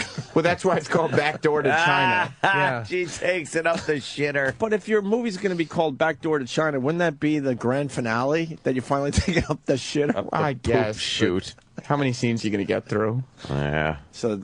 She's taking it from like real porno stars though now. It's not like a homemade tape. It's like she made a porn movie. No X-Pac going in there. X-Pac is not a part of this film. No. Where's X-Pac? X-Pac, there are rumors that he may actually be getting a job with WWE. Wow. Working with the developmental kids, the up-and-comers. Yeah, the up-and-comers, huh? There's also an article on TMZ that he was molested as a child. Oh, but well. I got the scoop on that. Look out. Yeah. Hey, Anthony Weiner, thank you, Sam. Yeah, the Wiener. Oh, my... But I don't want to forget about Chloe maybe having another father. I don't think any of us can. All right, good. But we got to move on to Anthony Weiner. This guy is done. Yeah, these are some... go ahead, sweetie. Go ahead, pull it out. You think he... there's more transcripts coming out, more sexting, another porn star that can't keep her mouth shut that ran to TMZ with shit. Of course. You think this guy actually had sex with I these don't women? know. Because they're all almost laughing at him that he's ruining his life and his career, and he didn't even have sex with these women. It's all sexting. He might not have because he's such a busy dude. He's always gone. He might just be a computer jack-off guy. It's very possible that he's just. But then again, he's lied before. But he's just a computer jack-off dude. So he may just be jerking off online. And there's rumors that that his wife and Hillary. It makes the rounds here and there. That there might be a big cover-up that they... Really? Well, am I allowed to say what I've read online? You've read it. No? I mean, you don't know. It's allegations. It's been alleged. You know what I'm talking about. By certain publications. Right? Yeah. Okay. Transcripts from Facebook conversations between Anthony Weiner and Las Vegas blackjack dealer Lisa Weiss. We did this one yesterday, or is this new shit? Oh, this is new. Should we start from the beginning, Jimmy? You've been reading this. Yeah, the beginning is not much, although it just makes you hate people because they save everything and they run the radar. Radar online is corny. They block out curses, but then they block out things like the word harder. It's like, come on, you fucking idiots. Me and Anthony Weiner have something in common. We've both been fucked over by blackjack dealers. See, get it? Because what do you mean? He's not getting... Oh, that's right. Wow. Transcripts from Facebook conversations. Yeah. It gets really good a couple of pages in. Oh. Can we start from the top? We could race through this shit. Sure. These are easy pages to read. Bold text is from Anthony Weiner. And normal text is from Miss Weiss. Yeah. So she starts. Well, should Miss Weiss read it? Oh, yeah, come on in here. Does he have a copy? No. I got a copy over here. He could grab mine. I like the surprise. I'm not reading it. It's like a movie. Ooh. This worked out great yesterday. So playing the part of Lisa Weiss. Thank you. There's no will be E-Rock. Right. The beginning is not really. It's more her. He's not saying anything. No, he's feeling it out.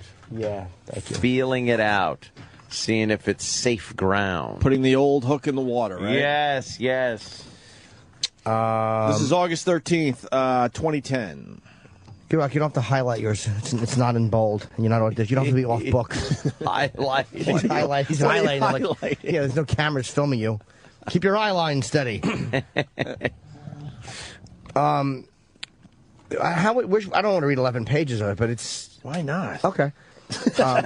This is unbelievable. Okay, go ahead. I guess we could skip around a little bit. You're right. Yeah, but at least start from the top and then to get a feel for this shit. Is it actually you? Am I trying to find the wonderful Anthony Weiner, who I fell in love with for yelling at those damn Republicans the other day? And you are funny as hell on The Daily Show. Your friend requests are full. You must friend me. You're awesome.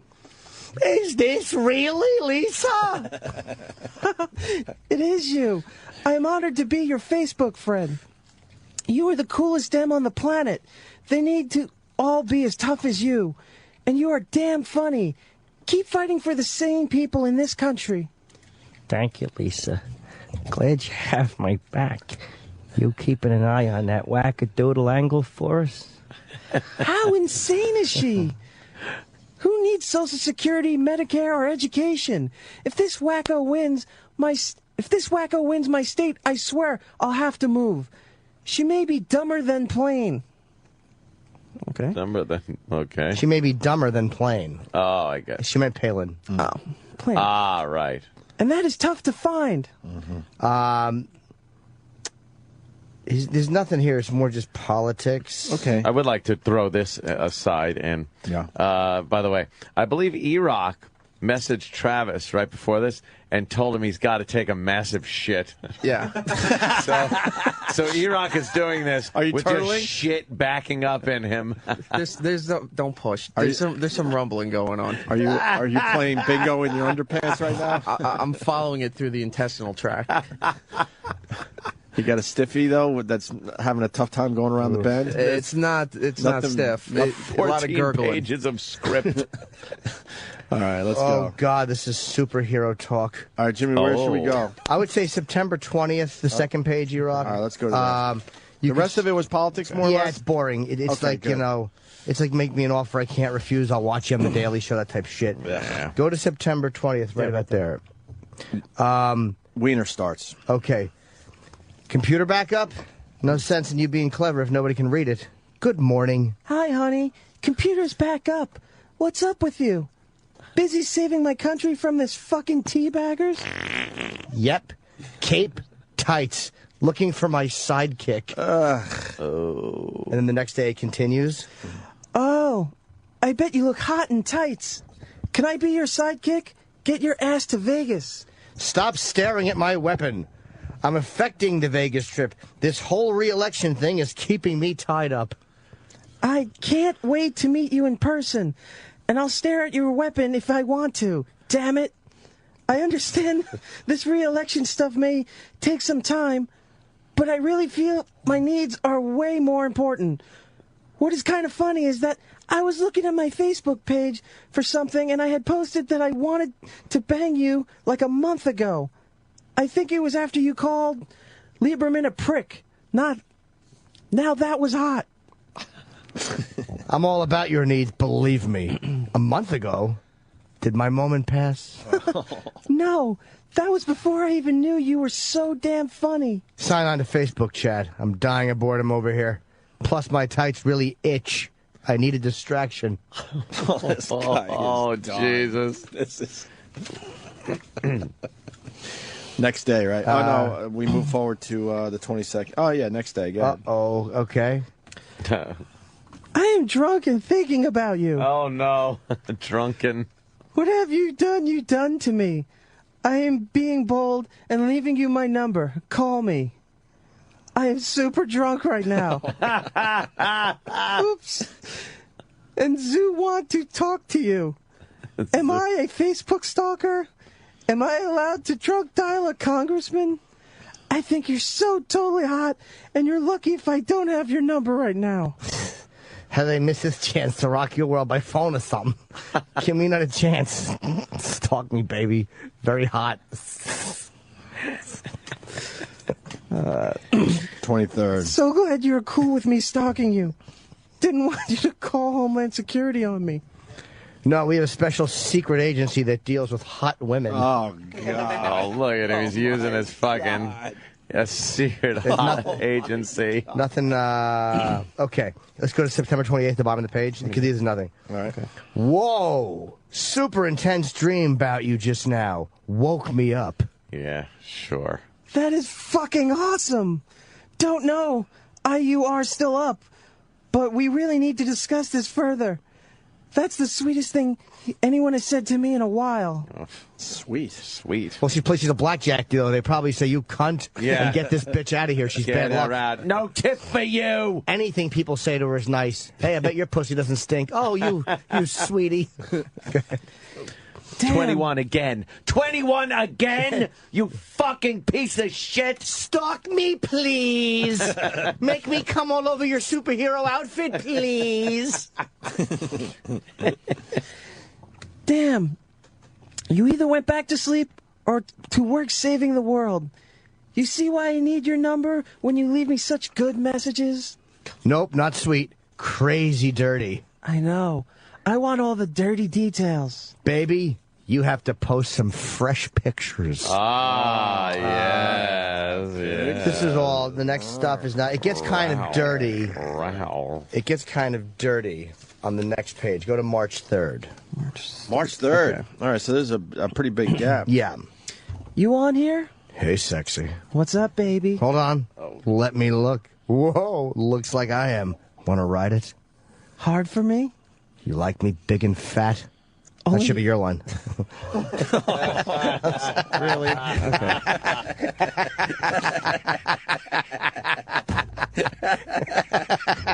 Stupid tubby. Sorry, go ahead. Only your cock. Your pussy still tight and wet for me, baby? Yes. Getting drunk and about to bang my fuck friend till you get here. Oh, hey, fuck friend. He will take some He will take some dirty pics of me. Think of my rock-hard cock. Practice saying, God, Anthony, I'm coming again. Oh, my God.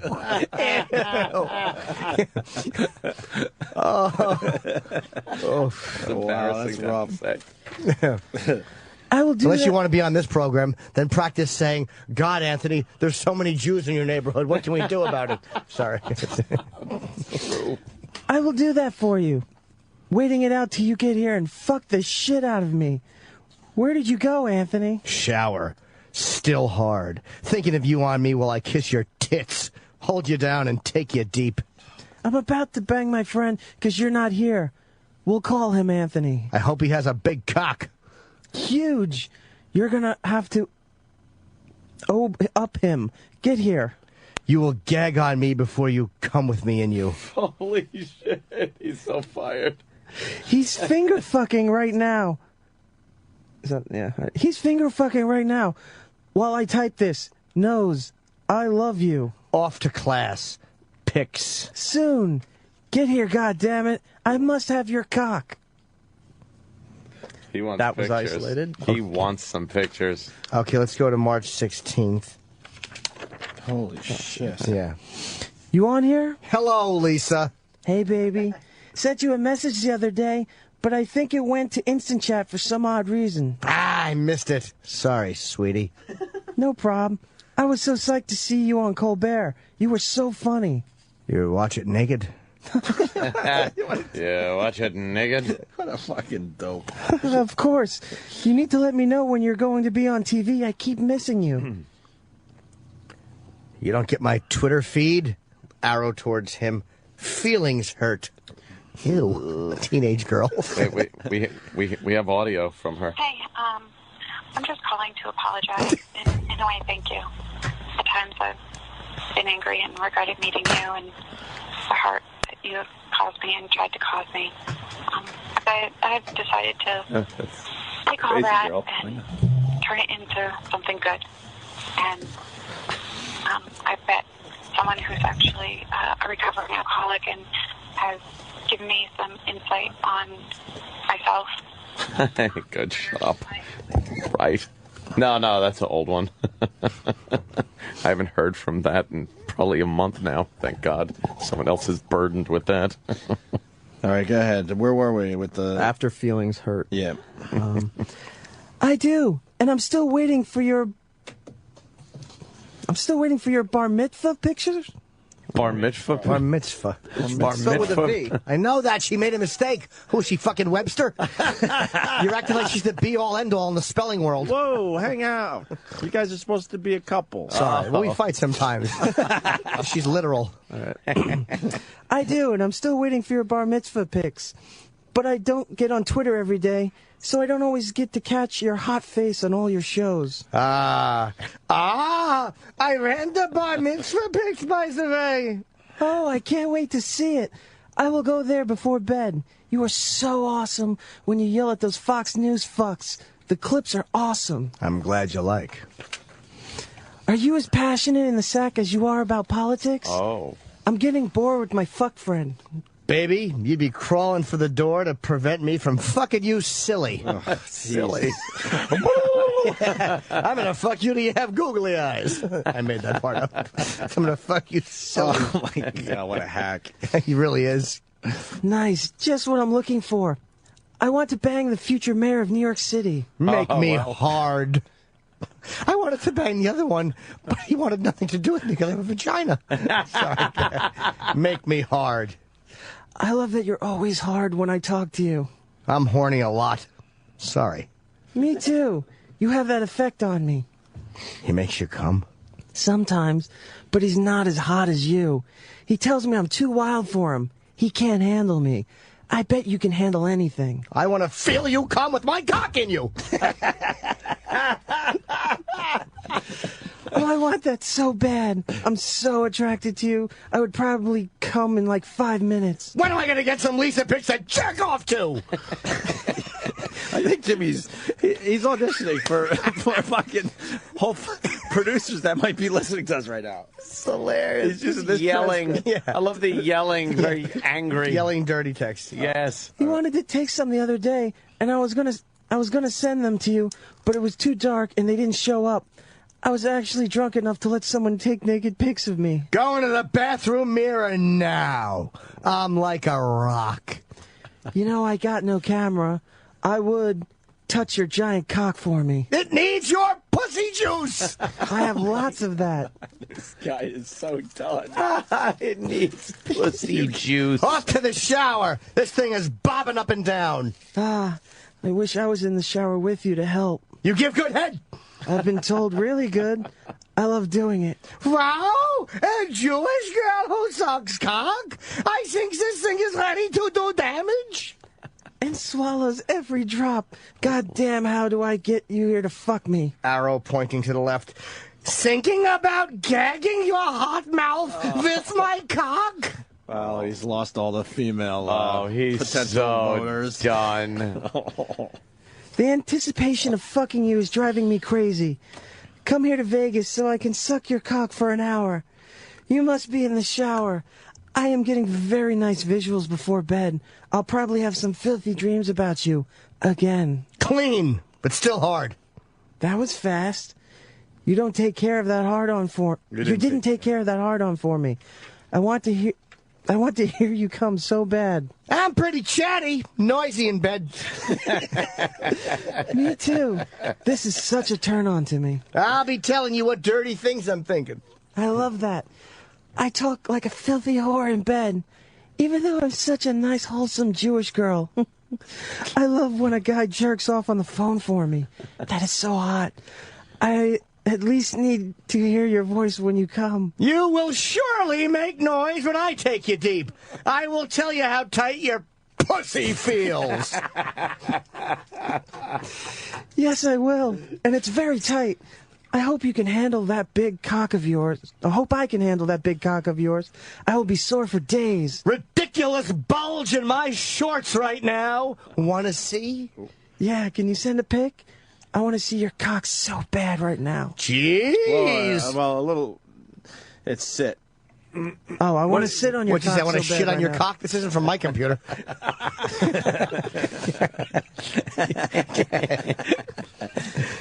Go ahead. He wants to sit on it, yeah. Jeez, I'm rushing. Let me take a quick pic. Awesome. How do I get it? Right on here? Where are you going to work?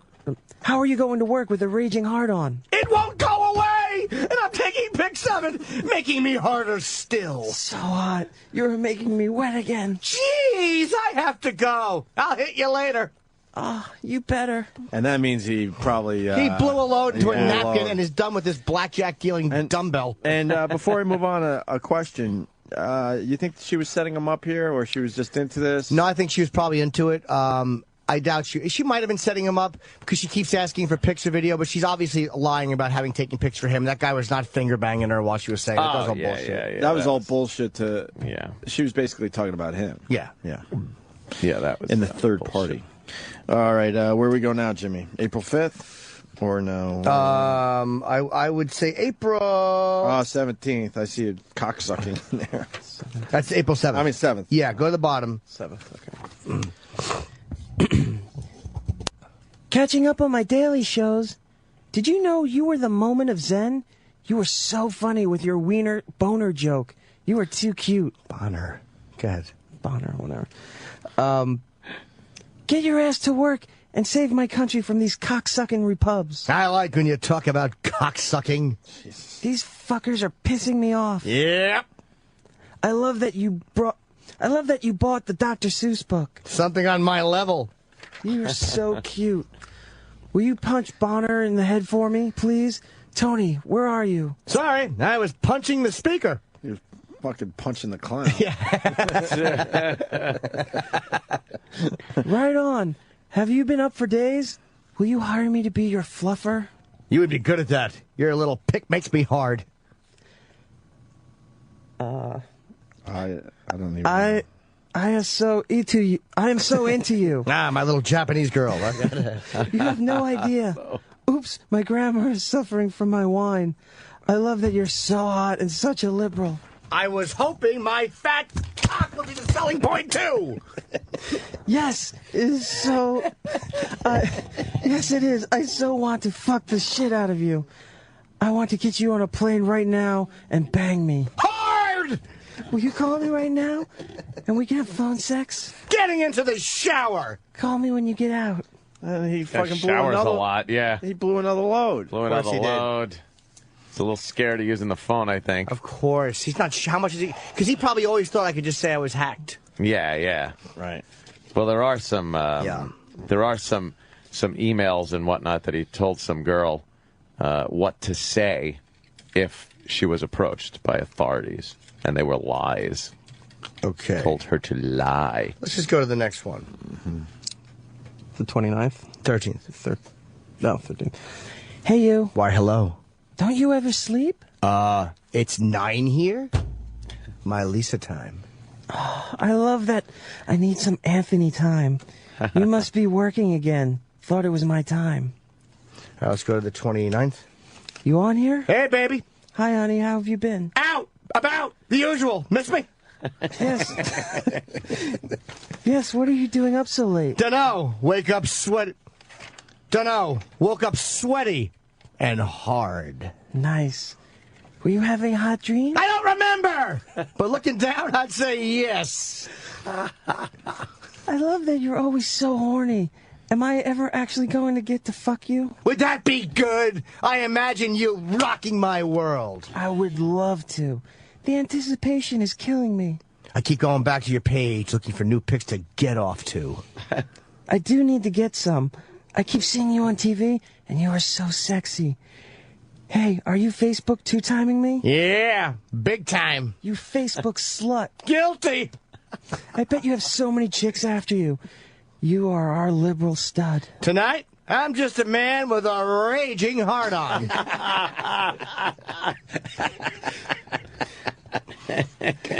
Wish I was there to fuck the shit out of you. I need it. Do you ever get to Vegas? I just need to have you for one night. I have to. Will you really? I know you're a great fuck. I have never wanted to bang someone so bad whom I've never met. I'm so fucking hard right now. I want to sit on your big cock. I hope that's the way you like 'em. Of course. I know you're huge. Had so many dirty dreams about you. Are you jerking off to another Facebook girl? Maybe we need a Facebook three-way. Nah, actually fading off. Oh, you going to sleep without taking care of your cock for me? Taking him to bed. Good night, sexy. Good night, baby. Get your hot ass to Vegas. And again, he fucking shot a load. Again, he just shot the load and was like, where's the shooting of the load? I'm out. Right before he says goodbye, shower, there's a fire in the hotel room. I have to make a hat. Listen, I'm polishing my felt hat feather. I'll talk to you tomorrow. He said, I hope that's the way you like them. Big and hard. Yeah. And then as she's saying, of course, I know you're huge. That's when he was blurking. Believe me, his fucking knees were hitting the bottom of the desk like as he was dumping his load all over his Congress belly button. By this time he said, nah, actually fading off, that means his cock was looking sickly. Oh, yeah, that was it. Lisa's memories were curled up in a fucking Holiday Inn napkin because he missed the garbage can because he's too tired to make his cumsies go into the garbage can. On my birthday. Oh. On my birthday, May 23rd. Oh, it just says, what's up, stranger? That's it? That's all I get for my birthday? Dude, that's a lot of fucking... But you know what? As much as this is a lot of stuff... Oh, wait, and now she jumps... Oh, wow, this is interesting, actually. May 31st, Lisa goes, oh, my God, are you okay? This is when the news broke. Oh, wow. With the picture in the shorts. The first picture, obviously.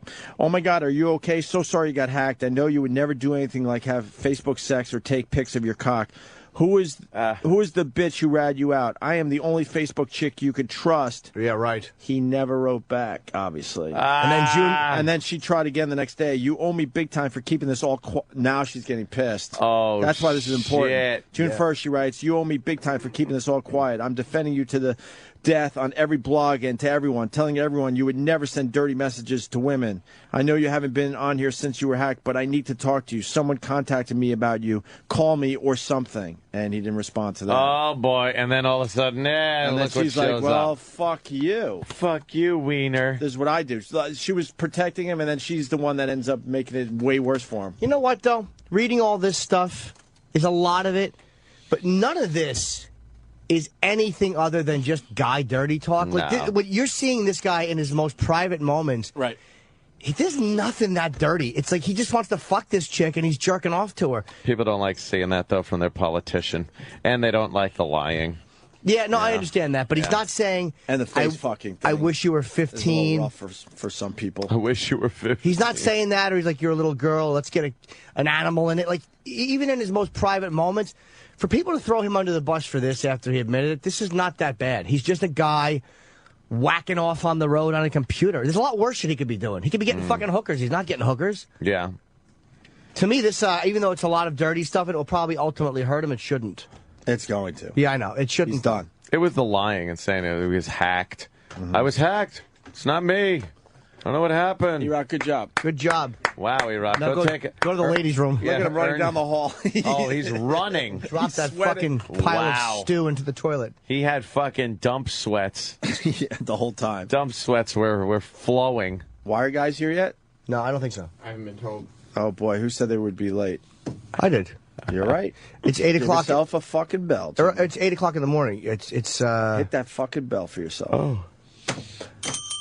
So why don't we take a break? We got a chance to do that. Yes, when we get back, we got a bunch of the Wire guys coming by to talk about the paintball charity thing. Saturday morning. J.D. Williams, who played Bodie, Chad Coleman, who he played the boxing coach, who was the gangbanger who wound up not being able to pull the trigger, which was a great moment, and of course Jamie Hector, who was Marla Stanfield. And a lot of people asking, why am I not playing paintball with my pals Jimmy and Ann? I have something else going on this weekend that I can't get out of. So I would love to. He's playing paintball at The Sopranos. That's right. I would love to paintball with you guys and the Wire guys. This sounds like it's going to be great. I've never played. And teams could still get involved? Yeah, I'm going to see. We have a couple people on our team, but I'm going to see if maybe we can do something. We'll have to figure it out where we can maybe get somebody, one of the listeners in with us, or two of the listeners in with us. You should do that. And as individuals, you can still buy in. You don't have to be a team to do it. You don't have to need 5 friends to do it, because they'll just pair you with other people. With a team, yeah. Oh, so there are some... If you're an individual, you can still join up. We'll give you all the details. All right, we'll figure it all out next. Stay there. This is the Opie and Anthony Show. Opie and Anthony. Opie and Anthony on the virus. Sirius XM. Way down in a hole. Oh, yeah, baby. Oh, yeah, baby. That's right. We got the Wire guys. Yeah, they're probably in the elevator. On their way up, yo. So, Jimmy, help me out. Jamie Hector was Marlo? Marlo, of course. Okay, good. J.D. Williams was Bodie? Yes. Wait, I want to go 3 for 3. Oh, yeah. Chad Coleman. This is going to be a tough one. Politician? Nope. Fuck. He was great. Yeah. His name was Cuddy. Oh, Cuddy. Yeah. You remember? Yeah. He was fucking Cuddy. He was a gangbanger who was sent out to commit a murder, and he just couldn't pull the trigger. Couldn't do it. Pointed the gun at him. It's just kind of like...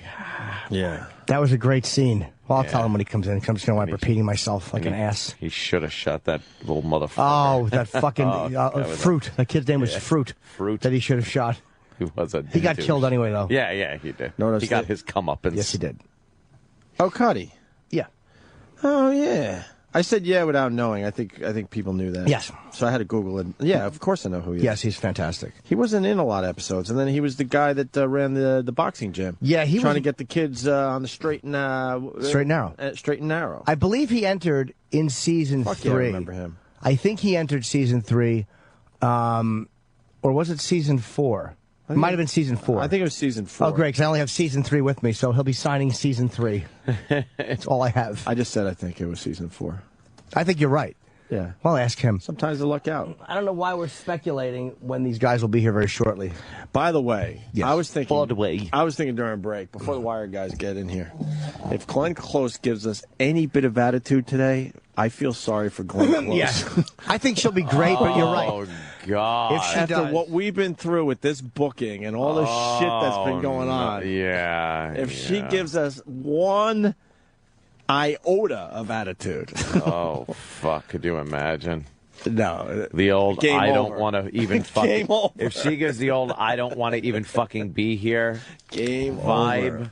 Game over. After all that, and we have to sit through an I don't want to be here vibe. We will tell her to her face that we didn't even want her on the show. Oh. I'll bet you she's great, though. She'll be good. The fact that I met her at Dane's thing, at least she's a comedy fan, so... Was that in Boston? It was in Boston when he shot, yeah. You were at that, weren't you? Yeah, I guess I don't care as much. Did we really meet Glenn close? I was with you the entire time, so I yeah. must have. Yeah, a couple of the Red Sox were there. When we went backstage, and it was just who's who of people checking out Dane Cook's taping of... was that his first HBO? I do not know. That was... Jimmy was so depressed that day because Dane Cook had 2 sold-out shows at whatever they call it now. Boston Garden, yeah. Yeah, the old Boston Garden. We're leaving the first show that was just amazing, and there's 15,000 people waiting to come in. They're turning around the Boston Garden for a second show on the same night. Yeah. He did that at the Garden, too. He did that a few times, right? Well, you know what? A guy like Dane removes your excuses. Kevin Hart does, too. So does Aziz. Guys that are selling 2,000 and above. Because every comedian, Louis is selling everywhere out. And we all like to go, well, you know, man, it's the economy. Really? What, the Danes fans don't have to deal with the economy? Of course they do. If people want to see you badly enough, they come out to see you. So when you see that, you realize that people will come out to see a show. Yeah, yeah. So it's not like, if you see Dane doing 1,500 people out of 10,000, you're like, all right, the economy is shit in the bed. Yeah, When you see Dane doing 35,000 out of 35,000, it's possible. It was amazing. I think... it was a great show. Roland is opening the door, and... Oh, yeah. Oh, yeah. Oh, yeah. Gentlemen. Gentlemen. What's up, Jamie? Jamie, how you doing, man? Thanks for coming back, Jamie. Chad, how you doing? How you doing, guys? Hey, Chad, how are you, brother? How you doing, man? Cuddy from The Wire. And, of course, Marlo from The Wire. But Jamie Hector and Chad Coleman. Where's Bodie? Bodie should be on his way. Oh, he's on his way? Okay. Where are we? Yeah. But I caught her watching that game last night. Hold on. I got to figure out what mic you're on. All right. Does that one work for you, Marlo? Jamie? Yes. That works for you. And okay, we good? All right, we're good. Yeah. Now, what were you saying about the game? I mean, no, JD probably got caught up watching the game last night. That's probably why we don't see him right now. What happened with the game? Wait. Oh, Miami and Please tell me you want Dallas. You know what? Oh, God. No, he don't want Dallas. Listen, no. I'm riding Miami. You're buying into the LeBron James hype? I'm New York. Yeah, I got to ride to the brother because, you know, everybody's counting on the brother to count out. Yeah. So I'm saluting the brother. You're both into the Heat winning this thing? And Dwayne's my boy. Said that. Dwayne's my boy, so I got to ride with you. Know I said Dwayne? Dirk Nowitzki I love and Dirk. Jason Kidd should win championships. Right. And Jason Terry. That's what I'm on. Well, it's a great series. Dallas Mavericks. It's a great series. It's tied at 2 now, so Yeah. It is. whoever wins the next game will be in the driver's seat. Well, I didn't watch last night. 86-83, I think. What were you doing? Where were you? What's going on? I did a Come set. on. I did a very mediocre set at the Comedy Cellar in the Village. Well received by some, not as well as I had hoped it would go. And then I wound up going home and masturbating furiously on my computer. Chad, you Appreciate your asked. honesty, I think. You asked. Appreciate your honesty, I think. Wait, you really want the Heat there? Yeah, I'm riding with the Heat, definitely. Don't you think LeBron just kind of bought into this whole thing and kind of takes away from it a little bit? I think he's a magnificent player. He really does what he's supposed to do on the court. And at the same time, you know, I mean, I dig Dwayne and Bosh, and they're putting it together. They're doing it, and I think they're going to win several championships. It's hilarious because the rest of the team just doesn't matter. No one knows their names. Come on, that was like Jordan and Pippen, though. Yeah, I know. No one knows their names. They're on the court with the guys, but you barely right? pay attention to them. Every once in a while, another guy will score, and you're like, who is that guy even? Who is he? It's all about those three. Do you think it was a kind of a dick move when Pippen said that he thinks that LeBron is better than Jordan? Was that like a jab at Jordan, or do you think? Absolutely. I'm still trying to figure that one out. How do you say that? LeBron hasn't proved himself on that level yet. He could very well, do as well as Jordan did. Well, I mean, I personally, I think Scottie Pippen probably spent more time with Jordan than anybody else. So, and was actually at one point probably the second best player in the NBA. Mm-hmm. So, when he speaks, I listen. You know what I mean? So I believe when it's all said and done, because if you look at the size of this guy, And his basketball acumen, his abilities on the court, what he's able to do, left, right, and center, yeah, he could be. He ain't yet. We're still waiting, though. What he's able to do. Jordan used to light it up. No, I agree. And play with the flu, let's not forget. That's true. In the playoffs, nobody showed up like Jordan. There was no excuses for Jordan. Jordan always showed up, played at a high level, and was incredibly successful. So, 6 championships. Absolutely. So, yeah. I mean, he could get there because he's younger. You know what I mean? But I don't think that's. We can move on to other things. That's fine, but dude. I don't think it was up to Pippen to say that. That's kind of disrespectful. Being so close to Jordan all those years, why would you do that to Jordan? Let someone else say that. But he made a point. I understand what Chad's saying. He got some resentment, man. Yes. Remember the Knicks when he got that call on game, against the Knicks when Jordan left the league that very next year, Scottie then was on the way to another championship, and he got a foul called on him against the Knicks, man. So he's still resentful. So he's mad. Do you think Jordan shouldn't have left. he's Jordaned out? Do you think so? He's tired of Jordan. It's like Jordan was the hot chick he was dating for a long time. Jordan left, and he's sick of hearing about Jordan's tits. He's like, yeah, she was all right, but I fuck other girls now. You're right. You're right. He won a championship on his own. Yeah. That would have been great for him. Yeah, and it never happened. Right on. That was his way of saying, like, I'm not, I'll speak out against Michael. Michael isn't the boss of me. I think that was he's probably tired of being compared second to Jordan. You're not the boss. You're not the boss of me. Yeah. As far as the series goes, it's going to be tough for the Mavs, though. It's a wonderful series. It is, but it's going to be tough for them. They're doing Mavs what they're is supposed to do. tiring They won out. last night. Derek had a cold, and that's probably the reason why he missed most of those shots. If not for that, then I mean, he would have been amazing. Come on, let's and he do still this. is amazing, but I will laugh still if in all LeBron Miami, does Is Miami that much better? They're supposed to win this. Yeah, that's a good question. I don't really know how to answer that. They got the big three that haven't played together that long, obviously. Yeah. I don't watch basketball. After my good friend left, I just kind of stopped. I just showing them, gentlemen, just in case you don't. I'm showing them my picture of me and Kareem, where his tie is actually longer than my torso. But I used to love the Lakers, and a lot of people have said, Matt, we've brought this up before. People have speculated that Magic was better than Jordan as an all-around player, not as a scorer, because he played better defense and he could play any position on the court, and he was the center that year. I don't know if that's true or not. Jordan was better at motivating. I mean, Magic was better at motivating the players around him to play at a higher level. Jordan scared everybody. So you know, Scottie had headaches at first, so he had to get it together. You know, because Jordan is the type of dude that he ain't taking no shorts, as they say, and he's not trying to make you feel comfortable. Magic was all about making the dudes around him feel comfortable. You know? Yeah. Magic Magic was more of like the caretaker in the family. Right. Like, you guys, is everybody okay? Here, I'll pass it to you. Just pass it back, and I'll put it. Let's not forget, Jordan scored 63 points in a playoff game. Yes, he did. That was against Boston. And it was a loss. Yeah. LeBron lost last night. He had 8 points. Did he really have 8 points? Yes. What happened? He had 8 points. You said he wasn't down. I thought he had a bad fucking game last night. Shut him down. That's rare. That's only good if you have 75 assists. If you have 8 points, 48 rebounds, and 75 assists. Almost won, though. I think it was 8. He had a bad game last night. But, But obviously, we're big fans. Chad, we haven't talked to you yet. We've talked to Jamie before. We're all huge Wire fans. You were Cuddy on the show. Indeed. Doing the boxing thing. Cuddy from the cut. We had Sugar Ray Leonard in here yesterday. Is that right? Yeah, he was very nice. And we had him crying. What did Sugar Ray say? And Sugar Ray said... Oh, yeah, that's good. Wow, yeah. I don't know what's wrong with Wiener. That's exactly. Goddamn, that's a good Sugar Ray. Sugar Ray's on tape delay. Yeah. I'm just kidding. Sugar Ray, love you, bro. Shit, that's funny, man. It's all about jokes on this show, don't you? Yeah, say you're absolutely, kidding. man. That's great, the Wiener reference, though. We're obsessed with him. God, we are.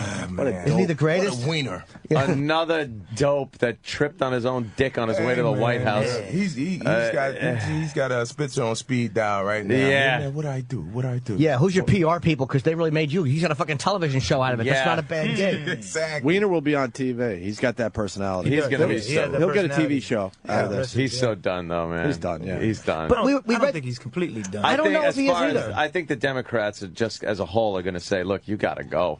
Regardless if you want to stay or not, You You're gotta a go for liability the now. Everybody's going to target the good you. of the good of the collective. I guess Jamie hasn't seen the transcripts that came out today. He's done. It's even worse, done. right? He's talking about mouth fucking. Jeez. I was on my way here. Yeah. He's a dirty boy, this Anthony Weiner. There's some dirty stuff that came out today that you can only talk about on satellite, by the way. They're not going to mention this on CNN. We're all filthy. I understand, but it's that whole, he was lying thing. People don't like that shit. Right. Out of eye contact also. And It's like, yeah. Oh, yeah. And the Republicans now can just jump down his throat and be like, hey, this guy lied, get him the fuck And there's a out. montage of him lying, too. They showed a montage of him going, not me, I wouldn't do it.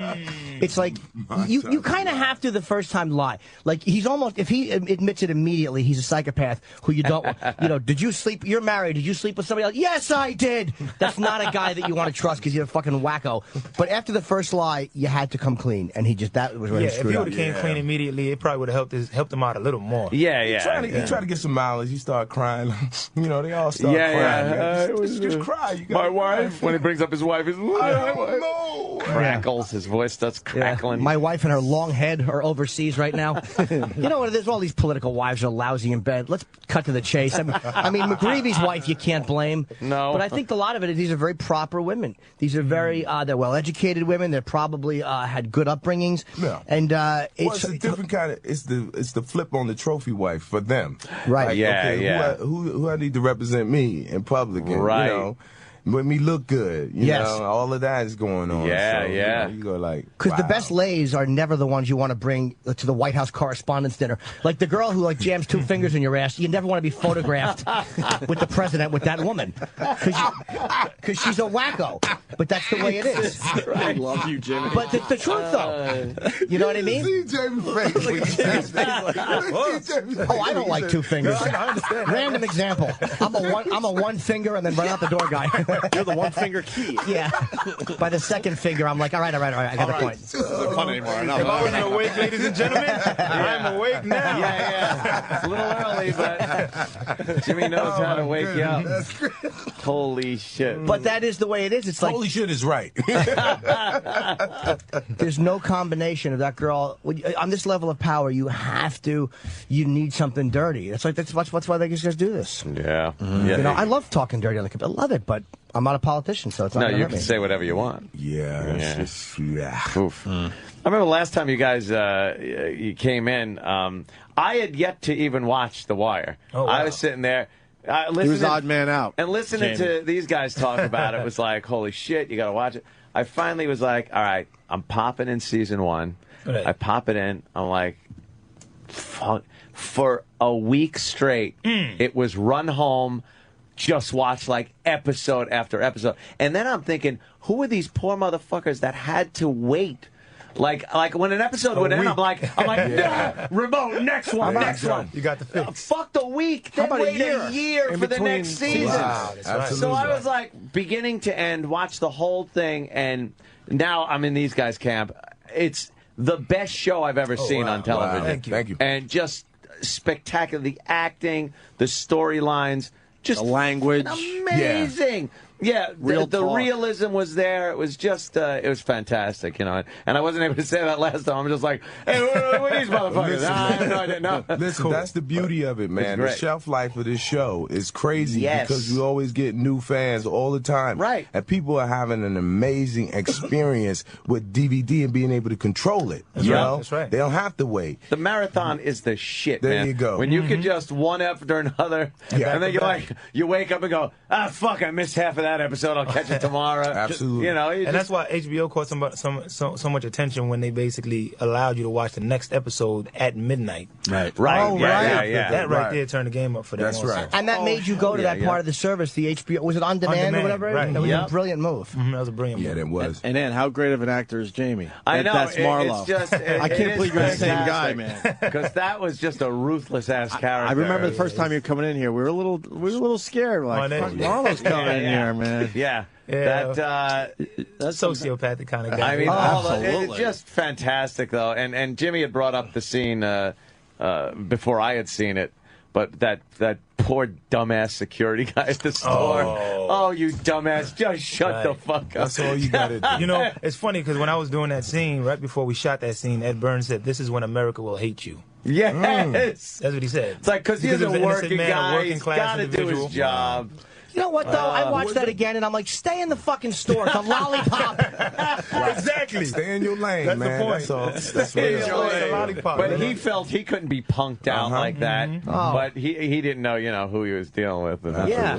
He should have brought you more lollipops. That would have been. But then again, he didn't know you just dropped 150K or whatever it was. Which was Fucking taken playing. by Omar, yeah. Oh, was that right after Omar robbed you guys? That was. I mean, it was basically. No, I think that was after you lost a poker game and you said one day I'm going to come back and I'm going to get the Escalade. Oh, yeah. See, look at Well, he came up in there. Oh, yeah. You're correcting Jimmy will fucking give you transcripts. Did you just correct Jimmy? Why? I know when he lost the money. Jimmy will describe the blocking for the scene. Yes. Although I did make a mistake with when we had Michael Williams in the first time with the altar.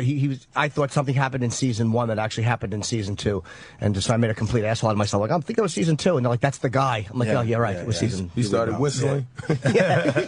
Whenever I hear him whistle, though, I always think the farmer in the dell, the farmer in the dell. Right? That's what I'm talking about. What is the song that he's whistling? It is. That's it. Oh, it is that. Oh, I thought it was another song that had No, the same. That's definitely it. That's what's funny about it, right? So now we got paintball coming up Saturday. Now this sounds great. I used to play years ago before the equipment got like crazy. Are you guys experienced in? Dude, I was in I spent 4 years in the military, and in 2008, remember when the strike happened? I went back. And that was part of the training. Oh, and shit. I'm telling you, man, now we can say whatever we want, right? Yeah. They waxed our ass, man. I'm telling you right now. I don't know. That was some super paintball stuff. I mean, you had dudes in there like scream. I'm not kidding, man. All right, I'm hit. I'm out Oh, there. yeah. I mean, Last they year just was basically set us up. So, but is it like that, Jake? No, I yeah, didn't do because it you know what? year. Last year, Def Jam actually purchased the team, not knowing that they sent basically Marines. And Team 6. Wow. And then Lady 6. Look, they hit me. I mean, I never felt anything like it before, but at the same time, it felt good, But they hit me so quick in the way that they moved an organization, and they came down the line, they cut us off, and they just and they had me screaming like, "Oh, I had to hit back." Because the Wire did win last year. Can't even get a shot off. Yeah. You're just If you done. get shot once, you're done. Is that how it works? Well, no. If you get, they have the rules up there. But if you get shot once, if you get shot once, you're actually eliminated. All right, 'cause I'm going to bring different. I'm just going to bring outfits and start shedding clothes. It's not me. But there's so much protective gear out there, and so many things to guard yourself behind that you can't get shot if you know how to move and maneuver, and your partner can protect you also. Unless you get like somebody, because once they whittle your team down enough, and you could be behind something and just going, it's just a matter of time. Right. I'm going to get up and do an Audie Murphy run to the second you stand up, you're just done. Yeah. I just don't want to get shot by Chad because he's going to humiliate me. Like you let fruit go, and then I'm going to. And then he's going to have me in his sights, and he's going to fucking pop me. Screw you, Jimmy. Yeah. That's what I have to go to Jamie. Couldn't do it, man. Why? I don't know. The little worm was sitting there asking me to sign a DVD. Couldn't do it to him. Couldn't do it, man. Did you come in season 3 or 4? Oh, you were. Jamie and I came in the Good. same season. I thought so. Yeah, Okay. Absolutely, man. I thought so. So let me give you our details too while we keep talking here, just so you know. And individuals can come, and we've been saying that because people think they have to bring 5 people. If it's just you and one buddy or whatever, you can come by yourself, and they'll put you on a team. It's at New York City Paintball, 4711 Van Dam Street. It's right over the 59th Street Bridge in Queens. Very easy to get to. Or you could call, what's his name, the guy we're calling? Robert Vasquez. Oh, Robert. Okay. Call him at 201-852-8777. That's 201-852-8777. And, or you can email him. It's ROBKRS10. Very easy one to remember. Jesus. ROBKRS10 at me.com. And the packages range from $750 to $2,500 per team. Yeah, so you won't have to pay that much as an individual. There are meet and greets in some of the packages, and all the proceeds, every dollar, goes to Moving Mountains Incorporated. This is Jamie's nonprofit youth organization. It allows kids to develop their talents as actors, and it's a great cause. Absolutely. And I certainly could have used something like this when I was young. Just because my acting stinks. I wish somebody was looking out for me, because now I'm 42 and I audition, and they're like, "Hey, we like your comedy," and I come in, I'm like, and they're like, "You're fucking horrendous." Yeah, what's the charity about? Well, it's a wonderful organization. It's basically caters to at-risk youth in Brooklyn. But the wonderful part about it is we have kids that we service from Harlem, New Jersey, Queens, and they basically all come into Brooklyn, and we focus on acting. Music, we have a studio designed for them also. They can develop and create their own music. And we have a show every month at the Brooklyn Museum because they extended their space to us. So we develop original plays, and then we go and perform the original plays, and we raise funding through that also, as well as dancing. And at the dance studio down on Fulton in Brooklyn also, we extend space to them. They extend space to us over there. And it's just an all-inclusive location where kids can actually come and create, and it's free of charge. That's cool. Did you get involved with somebody else or think this up yourself? I mean, that's pretty noble. I was a part of a theater company when I was growing up called Tomorrow's Future Theater Company. That effectively changed my life. And basically from that point on, I went and studied at Strasberg because that was the springboard for me. Like, I got the acting bug from there. And then I partnered up with Elaine Roberson and S.A. Overmeyer, and we all came together, and I just, you know what it was really also? I was shooting The Wire season 3. Beginning of season 4, we had that break, like you guys said, the year in between. And I was walking, and there's a kid that I used to work with in the past, and he just looked at me and said, "Jamie, are you coming back for me?" And I said, "Wow." I was like, "Yeah, we'll be back." So then from that point on, went over, we took care of the paperwork, the 501c3 nonprofit, found a location. Mega Everest College partnered up with us, and they basically extended space to us. They gave us a location. So now we're in the process of trying to purchase the building in Brooklyn. God, I can't even get out of bed. I'm just like he's a good he's guy. Working and setting up charities and stuff, and I'm just like, tomorrow. You know what? I felt good about terrible. I felt good about myself because I donated all my baby stuff to a charity yesterday. Yeah, I feel like I'm the shit today, and look what this guy's doing. But you know what, man? It's just a powerful testament that arts empower. The arts change lives. As soon as they start cutting something, they want to cut the arts. But you realize that it's an empowering thing, because the most important thing for these kids is to find out their identity and their self-worth. And when you start creating, something happens inside you that changes the whole, because everybody's really looking at you from the outside and telling you who you are. And then when you get to start to define yourself, something happens inside you that it happened to Jamie, and it carried forward, and he paid it forward. Can we cancel history and get rid of history teachers before? Exactly. Seriously, man. You know? It's always the arts. You're absolutely right. Yeah. That really gets trigonometry. I don't need trigonometry. Exactly. I've never been with a hooker and said, "Look, I've never been with a hooker and said, look, I owe you $50. I only have 2 with X to the 3rd power." But when it comes to theater or music, it's like, get rid of that. Who really needs that shit? Yeah, it's so needed. Man. Get the fuck out. And that is the real stuff that can make a difference, where people kind of, can go in there, realize who they are, bring out talents they never thought they had. Oh, definitely. That along with academics, of course. Yeah, no doubt. To not take that away, to not strip that away is key. And when they have a place to actually come and develop their talents, because there's so many budding talents out there, like when they have a place to come and develop it. And what's great too, though? It's not like you're going to the government and asking for all kinds of money or trying to get tax money. You're raising money, and obviously it's good being who you are. You're recognizable and doing stuff like that. Like I said, I don't get out of bed, and that's a pretty fucking noble thing to do. I have to say, a lot of red tape with the government, but with the support of my team, Chad, Sonia, Michael K. Williams, J.D., Snoop, Anwan, Slim Charles, Anwan Glover, with the whole team, they support, and we always support each other. Sonia, where we ride for change, and her organization. Right. Why do you think that show and the cast, you guys have stayed pretty tight when some shows they finish up and they never see each other again? We're not Hollywood, man. We're very real people. Yeah. It was a very real show. that demanded very real actors. You know, so I think for the most part, you know, the quality of that show demanded people who were really about, you know, truth. Honesty, you know, and we anti-Hollywood, and we were anti-Hollywood. You know what I'm saying? Well, the only way they could pay you back apparently Hollywood was anti-wire. That's what I'm talking about. Yeah. Not to say we ain't Hollywood, you know, we're doing our thing, but at the same time, man, like, and Ed Burns will always say, it's like, man, guys like you and Jamie, you rare, you really do care, and you know, I don't know, man, it's product of our upbringing, product of our faith, you know, it's all the above. You know, what did you do, Chad, before you acted? I was a security guard. Oh, really? He was a forever actor. This guy was. I mean, I was a soldier. Yeah. I was a soldier. What branch? At, the U.S. Army. All right. I spent 4 years in the military as a video cameraman, and got to travel all over the world.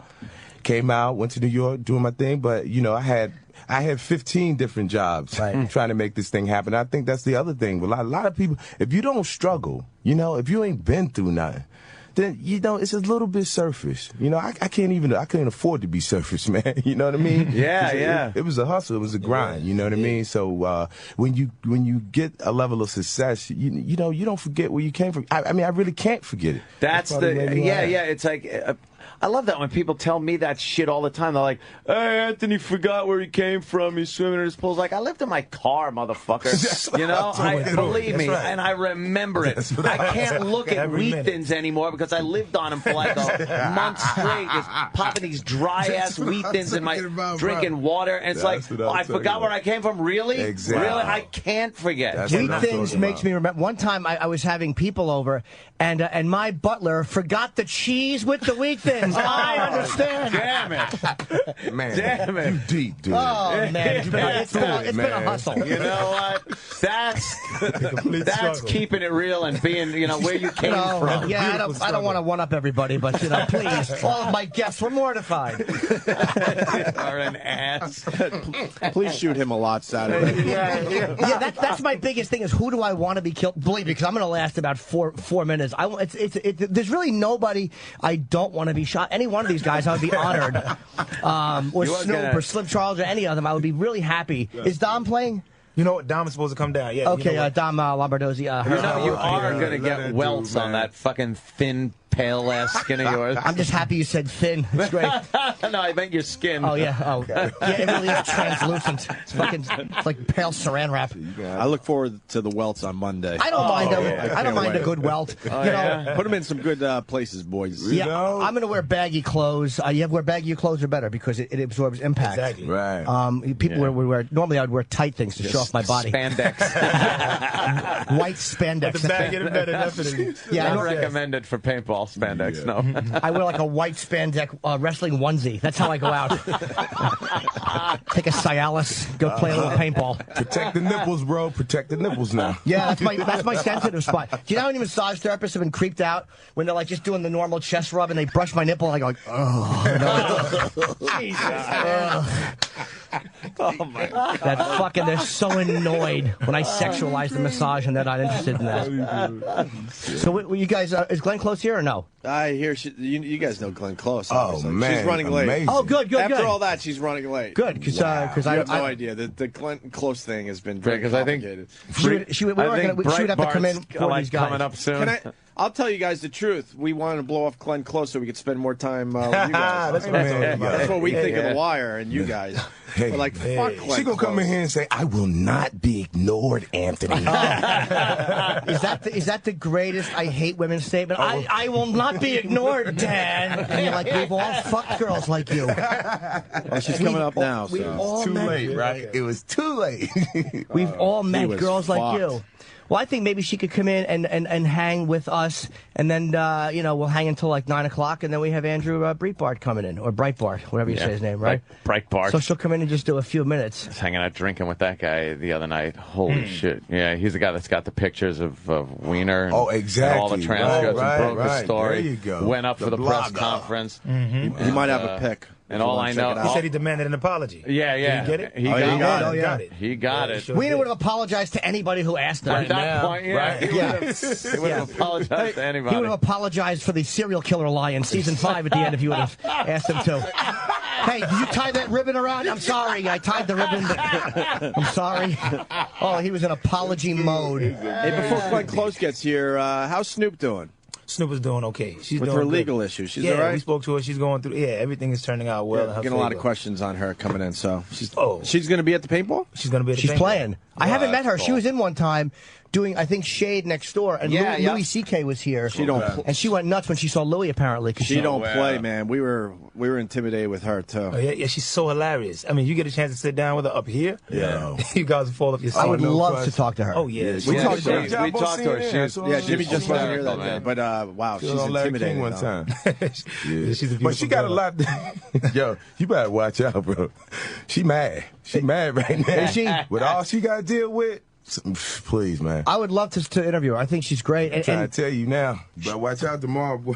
Oh, she's shooting the paintball competition. Oh yeah, she takes it a little seriously. Yeah, no, I probably look like the cop that raided the place, little fat-faced idiot. She's like, oh, this guy is finished. Are there going to be metal detectors there? I mean, you guys are using paintball guns, right? I know. Okay. I know. We're all thinking Brandon Lee. You sure Snoop's not going to get confused? She's going to... Not at all. Not at all. That's not even her character. She was actually... it wasn't even true, thank God. You know, based on everything that she told me and based on what she told everyone else. So it's going to be... The truth is going to come out at the end. And we can have Glenn just come in and sit at the end, right? We can do that with her. All right, I don't want you guys to leave. I want you to stay for her. You don't mind if she comes in and hangs with us? I love Okay, cool. Yeah. I met her one time. She was very nice, and she actually looked good. That's what I'm saying. She's gorgeous. Yeah. In person, she's pretty. Yeah, she is. Come on. Remember, Jay, we met her at Tribeca when we went down for the film festival? Oh, yeah, that's right. That's right. What was that? Was that Tribeca Film Festival? Tribeca, yeah. Have you met Obama yet? It's his favorite program. Is the why I say program like I'm my fucking aunt. It's his favorite show. Favorite show, and the Attorney General actually said they want it back. Yeah, right. They love. Is that something? The Wire. Wow. He came to see me. I was on Broadway, and Joe Turner's Come and Gone a couple years ago. He came to see the show. Remember that? That was date night for. Oh, date night yeah. on the Broadway date night. You were in that show. Yeah. Oh wow, that is cool. So that's as close as I got, man. You didn't get to meet him. He was gone. Nah, because it was a small theater, only one exit. They didn't want to wait. Sure. It was that type of deal. That's pretty cool. I Were was you nervous? No, man. You know, it's like I said, when it's your moment, it's your moment, man. If you get a chance to perform for the president, it's what you do. Do your thing. That's how I feel. He doesn't turn his phone off. You got to yell at him. Yeah. Excuse me. The phone's ringing. Hey, I tell you what, man. It can't be that important. But people kept applauding. They would not stop. It's like, listen, we got to start the show, okay? You know you love them. We love them too. But can we do Enough the of this play? guy. I got to play to put on. Enough already. And this is where we're different. I'm so selfish. What was the name of your character in the play? I was Harold Loomis. I would have stayed as Harold, and somehow I would have walked off the stage as Harold, and somehow gotten the other character to photograph me and the president. I would have weaseled it into the script. Made it somehow part of the play. Yes. He is crazy when it comes to his pictures. It's amazing how I would have had to. Let's do your lines. Hold on, that's where I met you at. I met you at a premiere, right? Yes, it was for Bored to Death. I did an episode of Bored, and I was sitting there, I watched, they showed a couple of episodes, and somebody said, because I had wanted to meet Jamie for so long, he was impossible to get on the show when season 5 came out, and somebody goes, I was talking to Jonathan Ames, and he goes, yeah, it was a great show. And he goes, yeah, and the guy, one of the guys from The Wire was there. I'm like, who? And he goes, oh, the guy played Marlowe? I'm like, fucking Jamie Hector? And I ran outside. I almost tackled him. I'm like, hi. And he's like, hi, you want to the after party? I'm like, can we have a picture? And that's why in our picture together, Jamie, he looks like a politician running for office. He's just kind of shaking my hand. And I'm such a jizzbag. I almost went home. Thank God I didn't humiliate myself like this. I almost went home and got my season 5 and went to the after party and got in, but I didn't do that. I'm like, oh, that would have been horrible. I didn't Hi, do it. remember we just took a picture. Could you sign me? I happen to have season 5 in my pocket. LOL.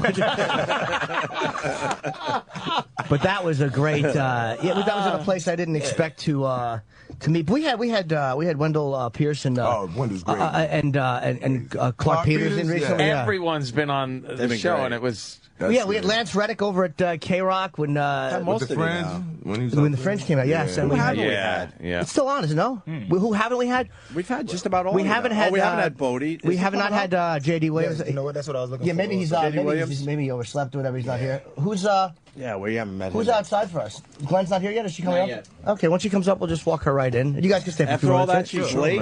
Yeah. Tell her to Tell her. You have no idea, guys. What we've been through with this Glenn Close Yeah, thing. believe me, The Wire You have took no precedent over every other guest. Believe me, we're going to clear the table. You want to take a quick break? I know Because she's not here yet. Do we need to? I mean, matter to me. I don't care. I just wanted to ask. I know, obviously, the show's been off for a while, but like I said, I just watched the goddamn thing. There's got to be a lot of speculation as to what happens to your character after that. You're just on the corner. Obviously, you can't deal with that corporate bullshit. How long would you speculate that character lived after the show ends? If you had, hypothetically taken it longer. It's funny because you can basically see what happened to the characters that came before him and just basically assume what's going to happen to that character. Exactly, yeah. His team is gone. Mm-hmm. He has the money, but he just needs that power. He needs that street, and the young guys are going to come up. And, I don't want to basically write the story for anybody that's going to probably write it afterwards, but I would assume that he would probably get fizzled out. Probably, right? Probably, because he can't leave the streets. He can't. I mean, they gave him everything in a handbasket. Yeah, it was almost like all right, here he is. He's moving and shaking with the business end of this, but that's not his. That's way out of his league. It's not his scene. He goes down, and that's all gone too. Because so they don't remember him. And you almost. It's so fucked up how he's such a ruthless guy, but you almost feel bad for the character. You're like he's so out of it now. He's just passe. After he gets so hard for that crown. Yeah. And the biggest part that bugged him is that Omar was calling him out by name. That was the only time I think he yelled in the entire series. He yelled once. And it was at Chris. But it was a very powerful. It was like Lance Reddick. I mean. He played Daniels, for anybody listening who doesn't know. He yelled maybe once or twice in 5 seasons about what's my fucking rank. There wasn't enough gym equipment around for him to... It's funny because somebody else was saying that when that happened, it was like, you knew it was there. Yeah. He was like, you can see it in his eyes. But he just, he stayed on top of it. So it's like, okay, that's what got him. Right, when you see, you're like, oh, there's the murderer. Right. There's the murderer. Because I figured that the guy who was willing to pull the trigger was there, and that's the guy. But then again, the prop Joe, we've talked about this before. Oh, yeah. That was a really sad one, and to me, that was one of that was as compassionate as he could be. Like, he liked Joe, he didn't want to have to kill him, but it had to be done. So close your eyes, we'll shoot you in the back of the head. Yeah, don't worry about it. Yeah, it'll go fast. It'll be fast. Yeah, I think he associated everything basically to him was business. Right. It was business and power. And it's like, I guess, corporate America, and especially in the scene in the prison scene where he actually lost his cool. I think it's something where, look, if this was, I think we spoke about this before also, if this was Goldman Sachs, I need to know everything that's going on. I need to know what's going on if it's going to affect me drastically. Yeah, and if it's going to affect me not as drastically, I still need to know what's going on. But if you don't tell me and I don't know, then it's going to affect. That's what Warren Buffett said to Homeboy. You need to know what's going on, man. You making 50 cents in a month. Inside trading over here. I need to know what's happening, man. Yeah, you know what? That conversation has probably happened in other boardrooms. It's just not. It's just not my name is, but my name's on the street. So like, he was bad mouthing me in the boardroom, and I didn't know it. Well, it has to come back. It's probably the same discussion. The show did a great job of equating the street level drug dealing and that whole hierarchy to the political and police department corruption. Backroom deals, which was no better than what was going on in the street. Correct. It was just a legitimate, legal, sort of, skirting the rules. And I think that's what made the show so great also, because it showed both sides honestly like that. There was no agenda to that show either. I never watched it feeling like I was being preached to on one side or another. It was just, hey, this is how it is. Take it like you will, which is great. Such just complete, I call it watchability. It's just you, and I know, like I said, it ended a while ago, but that show is one of those that is just going to go on. You guys are going to be cursed with people constantly coming up because I mean during the first Jimmy run. Walker, you know, I don't want to good times. You're not screaming dynamite everywhere you go. The rest of my life, I'll take Cuddy the rest of my life. Believe me, it is a great thing, and I didn't mean it like a typecasting thing or anything like that. I meant like the first run of The Wire when it was being run on HBO. Yeah. I don't know how many people watched it or what have you, but so many people are just now getting to watch it. That's right. And believe me, years from now, they're still going to be fucking putting in whatever the hell it is, a chip in their head. And, you know, hey, I'm watching The Wire right now.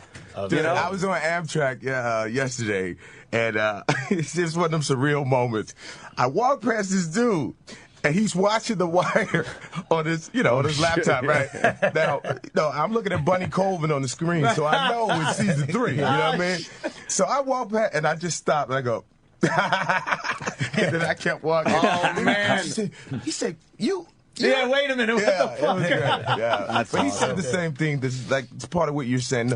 No good guy, no bad guy. Everybody's a bit of both. It's you know? just what it is. Yeah. You can't paint the. And you can't. The thing is, you're like, wow, that guy is ruthless, but you can't fault him for being like that. Right. There's Glenn Close. Hi, Glenn. Look at this. Look, let's give a round of applause right now. Yes, of course. Can you guys see him? Hi, Glenn. Hollywood royalty. Yes, indeed. We're kind of backed up here. I apologize, but these are the guys from The Wire. This is surreal right here, y'all. Marlo is right next to Glenn Close. Yeah. That's a little surreal. I don't know which one is icier. Okay, you guys, call in. Oh, man. you decide. How are you? I'm really well, thanks. You and I met years ago. I'm sure you don't remember. It was backstage at Dane Cook's show in Boston. Oh yeah, I remember the show. Yeah. I remember meeting you. Oh, no. She's a great actress. That's a great actress. That is a great actress. See the realism there? Yeah, I remind her of the rabbit she killed. Never going to live that rabbit down. No, I don't think I will. We were just talking to these guys too about being, because The Wire is that show that nobody can ever forget. Do you find that most people associate you with that? Is it kind of frustrating to have that one role be so prominent in your kind of identity? No, actually, I'm actually pretty proud of it. I think it's an amazing achievement to have been part of something that actually has become part of our culture. Absolutely. And I think The Wire is exactly the same kind of show. Wow. Did you were nominated for Fatal Attraction? Yes. And who won that year? Cher. For what? Was it Silkwood? Moonstruck? Moonstruck. Moonstruck. Oh, that sucked. We all know that. When somebody beats you like that, I know on some level, hey, it's another good performer, but is it really annoying on some level? You're like, look, I saw that. It was like if you're losing to De Niro for Raging Bull, but when you're losing to Moonstruck, you're kind of like, We'll see how she answers this. I was actually having a great time. I was like 8 months pregnant. I don't know if you remember that. And Michael Douglas and I came out and gave an award together, and I came out hugely pregnant, and everybody just laughed because in the movie I say that I'm carrying his child. Oh, wow. So it was like proof I was telling the truth. That's amazing. What is your show now? Damages. Yeah. And it's about an attorney? Yes. I knew that. I had to ask just for the audience. A lot more than that. Oh, yeah. It's just about an attorney. It's great. Goes to court, goes home. We were working still at 12 o'clock last night, so that's why I'm looking a little worse for wear. Wow. That would be funny if it was just about a lawyer, but it didn't cover court at all, just about the lawyer and the car problem she has. How great would that be? Can I ask one quick question? Can I ask one quick question? Sure, certainly. When you were doing Fatal Attraction, did you guys get to improvise at all, or was it all scripted and set?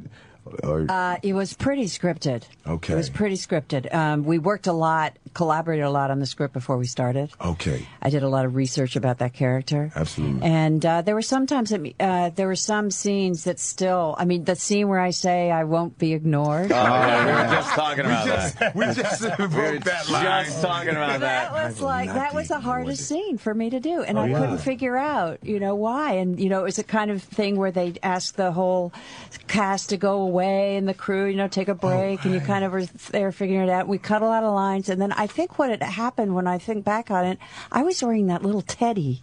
I felt so vulnerable and so uncomfortable and so upset, and so I was actually going through, as an actor, what the character was kind of going through, and it, but it wasn't an easy scene. That line, it resonates with people. It's everybody has hooked up with a person like that, male or female, and it's frightening how good that was. I won't be ignored, Dan. Because you know at that moment, Dan is in trouble. Oh, boy, is he in trouble.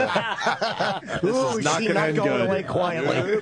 Did people have trouble shaking that role from you? And because you really did thought come that was off gonna happen. like a complete psychopath. You did a great job. It's interesting. I mean, it's one of the reasons why I'm here, is to talk about mental illness. Yeah. Because we're having this event at the Mets game on the 18th. But I have gotten letters from people saying that she is, this kind of behavior, So now I had huge empathy for that character because with my research, I came up with psychiatrists with the fact that somebody behaves like that if they'd been, for example, incested at a very early age, and she has all those weird things about her father. Sure. So she had secrets that the audience never knew, and it really kind of affected her behavior and made me really love her. And so you really did sit down with professionals and say, okay, what type of background would this person have had to have turned out like this? Absolutely, because if you're going to boil a bunny, you got to know where that comes from, I guess. That's so true. Yeah, That's great. yeah. Well, I mean, I don't know. Thanksgiving, we boil bunnies. What kind of research did you do? Because obviously, to play that kind of a ruthless, cold killer, what kind of research did you have to go through? It's funny because me personally, I kind of threw everything up against the wall, but also studied the behavior of other people that I knew. And it was just a lot of writing down also and just asking a lot of questions. And there was one specific book that I would always flip a page on, which is what a lot of people tend to read, Art of War and the 48 Laws of Power. Oh, yeah, okay. Yeah. So I would always basically pull something from that book because it was coming from a position of power. Wow, now that you think about it, that's sweet. Was that the book Marlowe they were referencing? really did kind of adhere to a lot of those rules. He really did. Even if he didn't know that he was adhering to it, he basically, and Marlowe didn't actually research the book. He didn't go and say, okay, I'm going to read it. Right. Life. And I would basically just try to apply it like that. And also this, you would find people and you would basically study the way that they move and the way that they think and how they respond to certain things also. And I would just study it that behavior. way. Yeah. Well, and you job. when you did your what is the charity for mental illness? What exactly you're involved with that? It's called Bring Change to Mind. I co-founded this organization. My sister's bipolar, and my nephew is schizoaffective. So I've seen, what that kind of illness does to people, and I've also seen what stigma, the terrible stigma that really is really rampant still in this country about people living with mental illness. There's so many misconceived ideas about it, and so as an actor, I know the power of words, and I've had certain jobs in my career where there's certain words.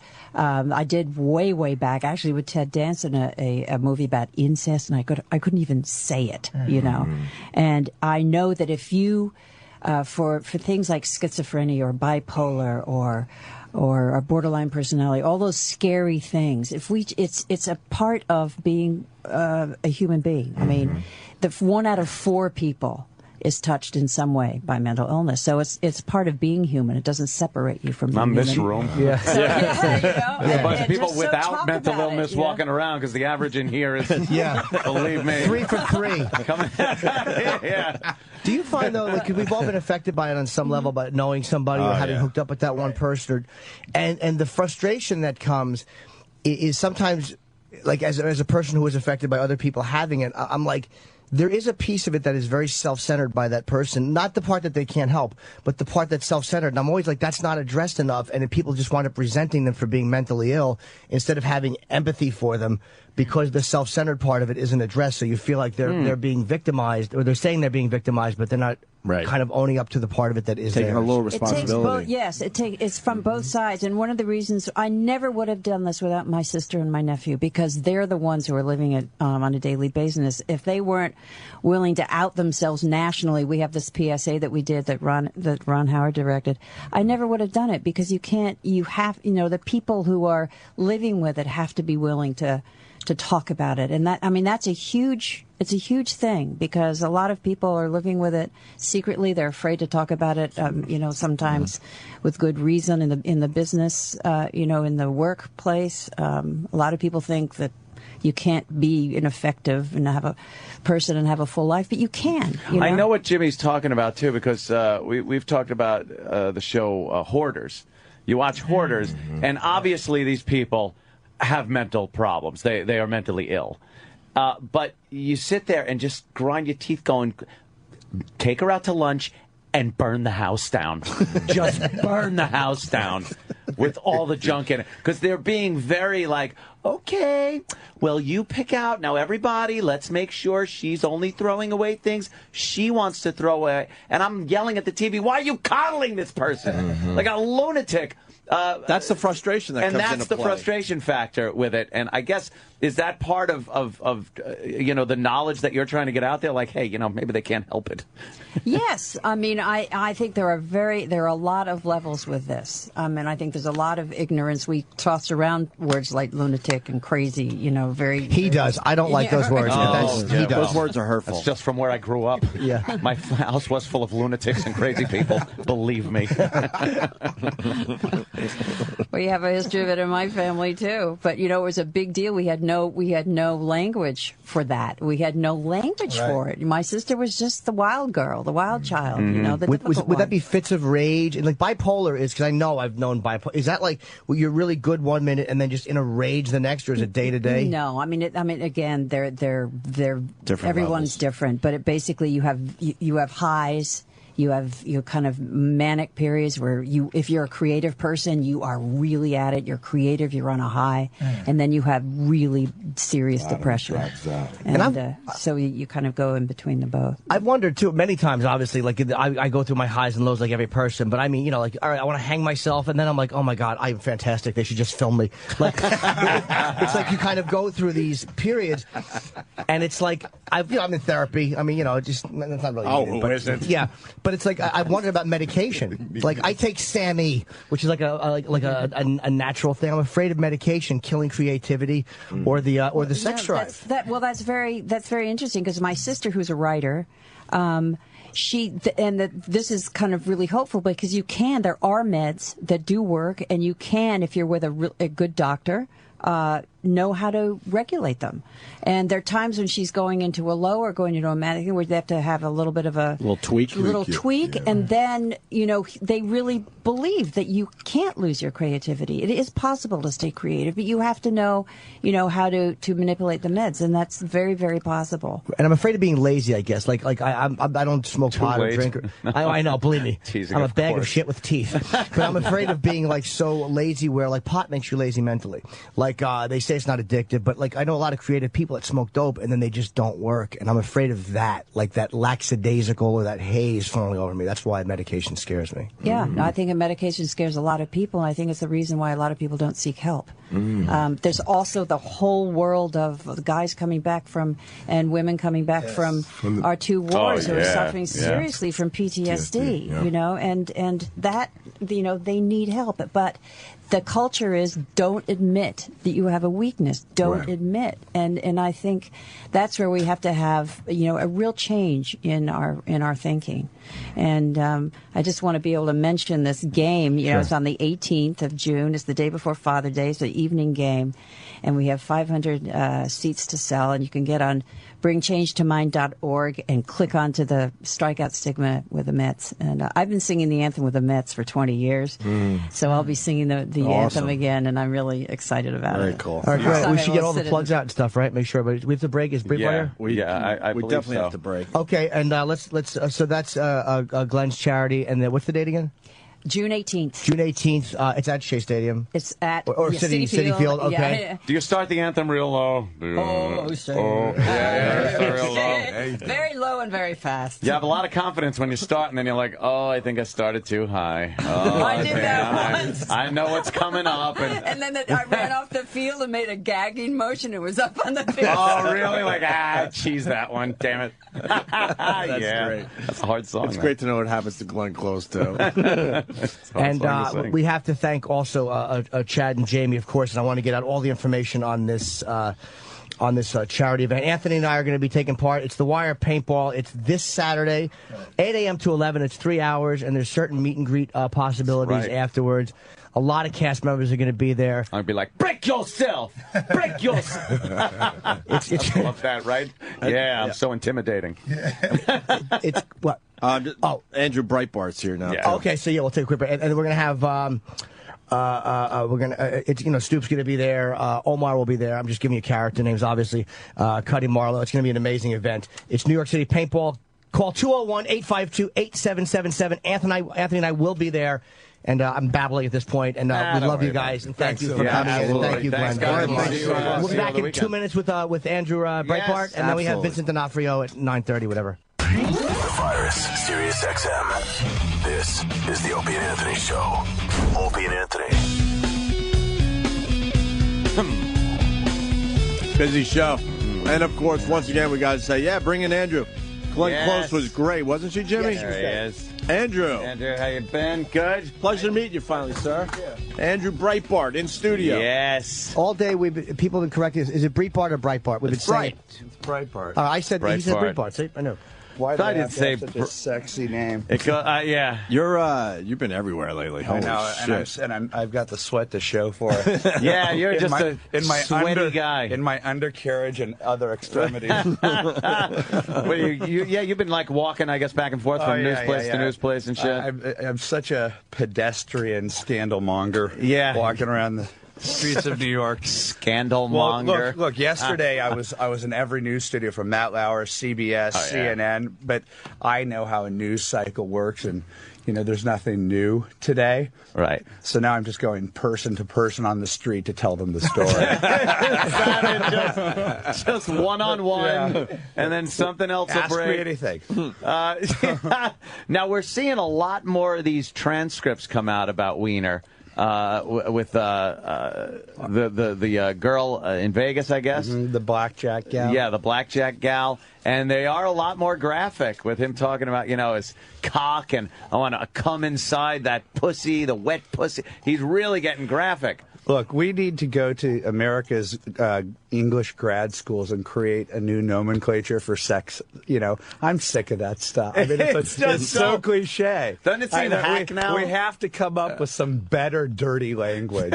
Yeah. You bring up a great point, because sometimes because obviously I've done my share of sexting and whatnot, and you just feel so hack. It's like, oh, God, is your pussy wet again? I can't. I've been with my wife since 1992.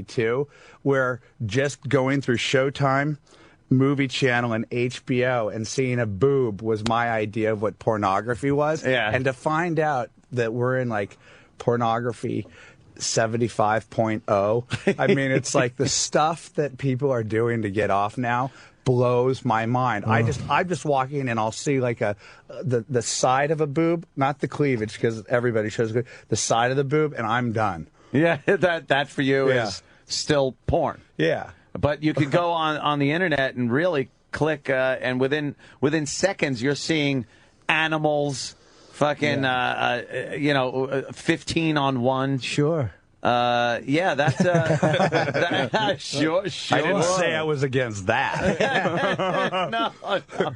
Well, it is, but he's in a better shape, though, because I'd rather not be desensitized.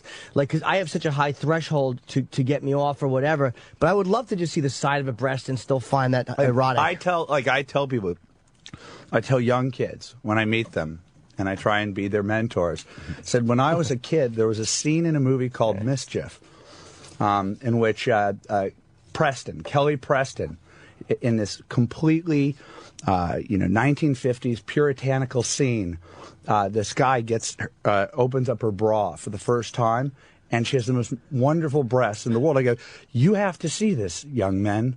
You have to see that. Like that to me mattered. Like, or did you see Lisa Bonet and Mickey Rourke in Angel Heart? Yeah, the basics. And now we're into this film. Not just fucking like back of the ball shot and.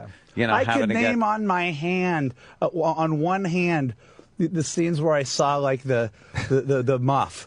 And that was a special moment in a young boy's life. It was. And now, So right. I mean, we're seeing inner flappage Inside. at this point now. Well, I remember watching Porky's, and you would see a shower full of girls. Obviously, no shaving going on back then, but it was like you breathed deep. Yeah, it was exciting. But that was more. That was than over enough. the top for even. And that was even more. Yeah. You got to go back to like Fast Times at No, Ridgemont but to High. me, that was Jennifer porn. Jason Leigh. Yeah, Well, get out of the pool. or Phoebe Cates coming out of the pool. Here's a director trying to convince Jennifer Jason Leigh to take her shirt off.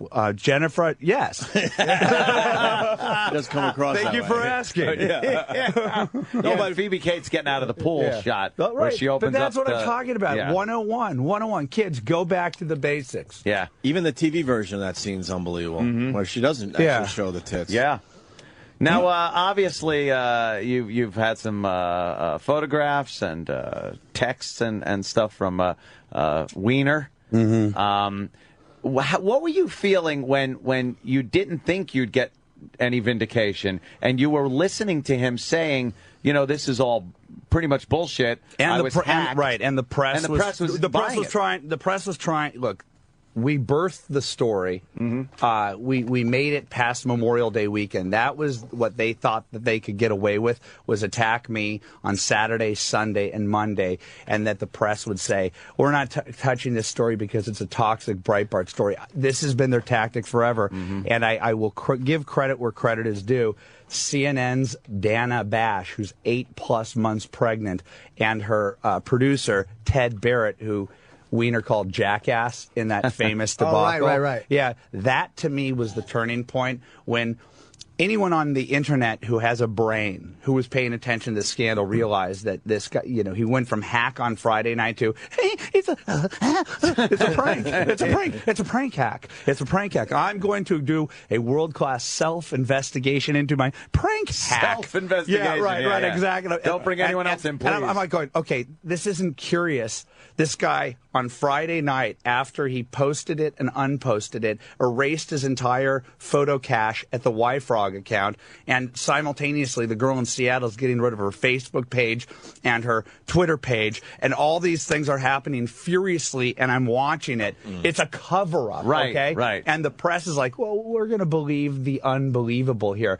And it really was CNN's Dana Bash who said, no, this doesn't make sense. And when you called out the media and said, do your job, your journalists do your job. They never do. They're the worst. We've talked about that. They're the worst. They're the worst. They're the worst. But you never get that moment of vindication. They're not just the worst. It's the sanctimony that they swim in. Like when they lecture me, they're the worst fucking people in the world. What sunk Wiener was using the word certitude, by the way. Yes. When he used the word certitude, I'm like, boy, is this not going to be good. Well, right now, there's a whole bunch of dangling, as it were, things like the certitude thing, such as like he can't say with certainty that he didn't have communications with girls who are underage. What? You can't make that. I can. I really can. With certainty, I'm not talking dirty with underage girls. You're not? What other congressman can make that claim that they're not sure? Not sure. How can there not be a Nancy Pelosi going, wait, you're not sure that you are not doing this type of stuff? You're not sure with young girls? I go, get the fuck out of here, you psychopath. He's obviously done now. Do you think he's finished after? The transcript that I reread today is a goof. It's really dirty, but it didn't show any sexual deviance other than what regular men think. But the underage thing will murder him. That's rough for. But also, as a voters. politician, you can't get that part of you out there. Right. People I guess aren't not. ready to accept their politicians as saying, "I want you to suck my hard cock." Yeah, but I'm telling you, the photo that I have, which I'm not releasing, Congressman Wiener, if I had released that thing, you wouldn't have resigned. You'd been running like the road runner out of town. Okay? This thing is just the filthiest, narcissistic blue boy self-gay porn that I've ever seen. And you used the word narcissistic. This guy loves the attention. Oh, yeah. Like that press conference that you obviously, you were great at. His part of it should have been 2 minutes. Say your thing and get the fuck out of there. You noticed that, too. Oh, 40 minutes? I think it was 40 minutes. I know, what are you doing? Say the same thing over and over. Because he loves the spotlight and the attention, but all for the wrong reasons. What about the photos? Is that the stuff that he's sending to these women I didn't realize this until like I was 20. I wish somebody could go back to Andrew at 14 and go, they just want to be hugged. They just want to be told that they're pretty. Yeah. Just simple things. Just like touch their hair, kiss them for 2 minutes longer than you want to. Okay? Just the basics, okay? They don't want to see a flaming hard cock. Okay? When you said that too, I'm sorry. I hope you're wrong, because otherwise I've really upset a lot of people. Now, I've sent mine out to many folks, believe me. But I want to say this obviously carefully. These pictures that there's rumors about, will they see the light of day? I've said the only way that I can imagine putting it out, it's an insurance policy for the women. I watched what the Clintons did with Jennifer Flowers, Paula Jones. I mean, those were women that he had affairs with, and people that he didn't, such as Kathleen Willey, who he felt up in the White House, and Linda Tripp, who they made fun of her looks and all that type of stuff. If in the pursuit of this investigation, and these women start coming forward, if he starts releasing information on them, starts showing their photographs for nefarious purposes as a means to try and intimidate them from coming forward or being forthright, fine. I have no problem with that. I hate bullies. I've always hated bullies. And if I start seeing these innocent women being brought into this and destroyed, I have no problem with putting it out. But I honestly do not want this thing out there.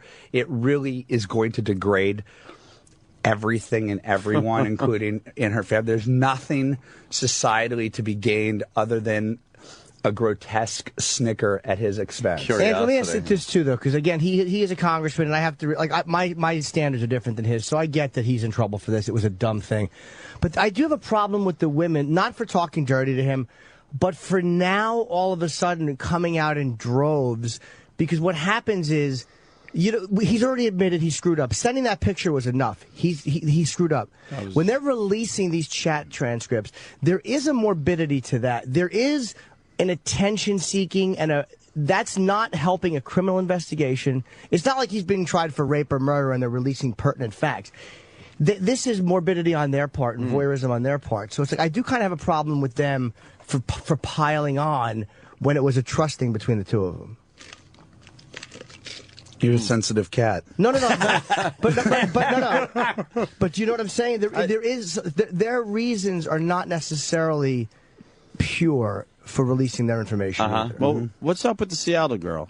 Did she have dirty talk with Wiener? I have no idea. Yeah, but I have no idea. He had no problem throwing her under the bus. Did he throw her under the bus, though, or just say he didn't know? He was, he said something like he didn't know. What I don't understand is he used the word that he sent it to her as a joke. Okay, right. So he's saying, I want to come on your forehead and all that type of stuff to everyone else, but with this girl, right? He uses his penis as a joke. Right. I'm like, so in this particular instance, he didn't want. I don't even understand that. I don't either. The joke, it didn't wash. He didn't know what. He didn't know what. Yeah, I know. Hey.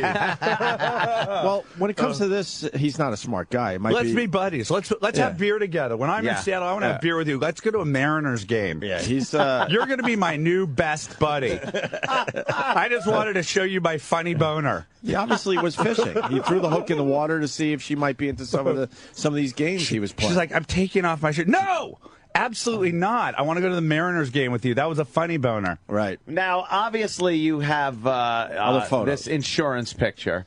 Prove you got this insurance picture. No, can you or would you describe it? Like, a lot of people are wondering what it is. Give us an exclusive. We've helped out your website over there, sir. You owe us for Homeless Charlie. You know that. That's are we going to get into that? You owe us for that. Come on. It is satellite radio, so you can be as graphic as you want. There's a particular cinematic angle in which you're able to create the perception that something is larger than it actually is. Force perspective. Yes. Okay? And then, mostly, if I'm holding a camera and I'm looking down, you see something, but this guy somehow figured out how to do it from the exact opposite angle, looking up towards bottom up. Yes, here's what I would. So it's like standing at the base of the Empire State Building with the camera facing up. Here's what I would title it. If water was leaking off it. If I were to title this, and I'm like a photo editor at the AP, and I needed to come up with a title for it, I would call it Two Balls, One Shaft .jpg.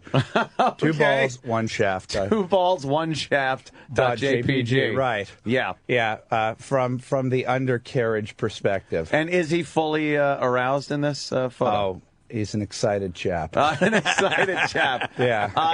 And I'm just talking. I think he's the most heterosexual guy out there. Okay, he really is.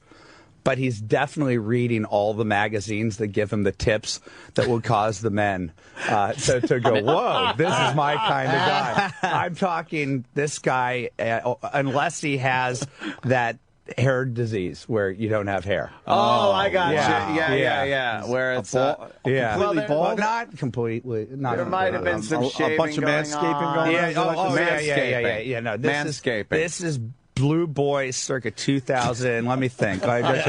Four-ish. Blue Boy 2004. And now, is there a face in it? Is there any other identifying? It's the same torso. Okay. It's like it's the same. You don't the shadow of a nose on a wall. Yeah. And from the whole point of all of these photos, including the ones of him looking down.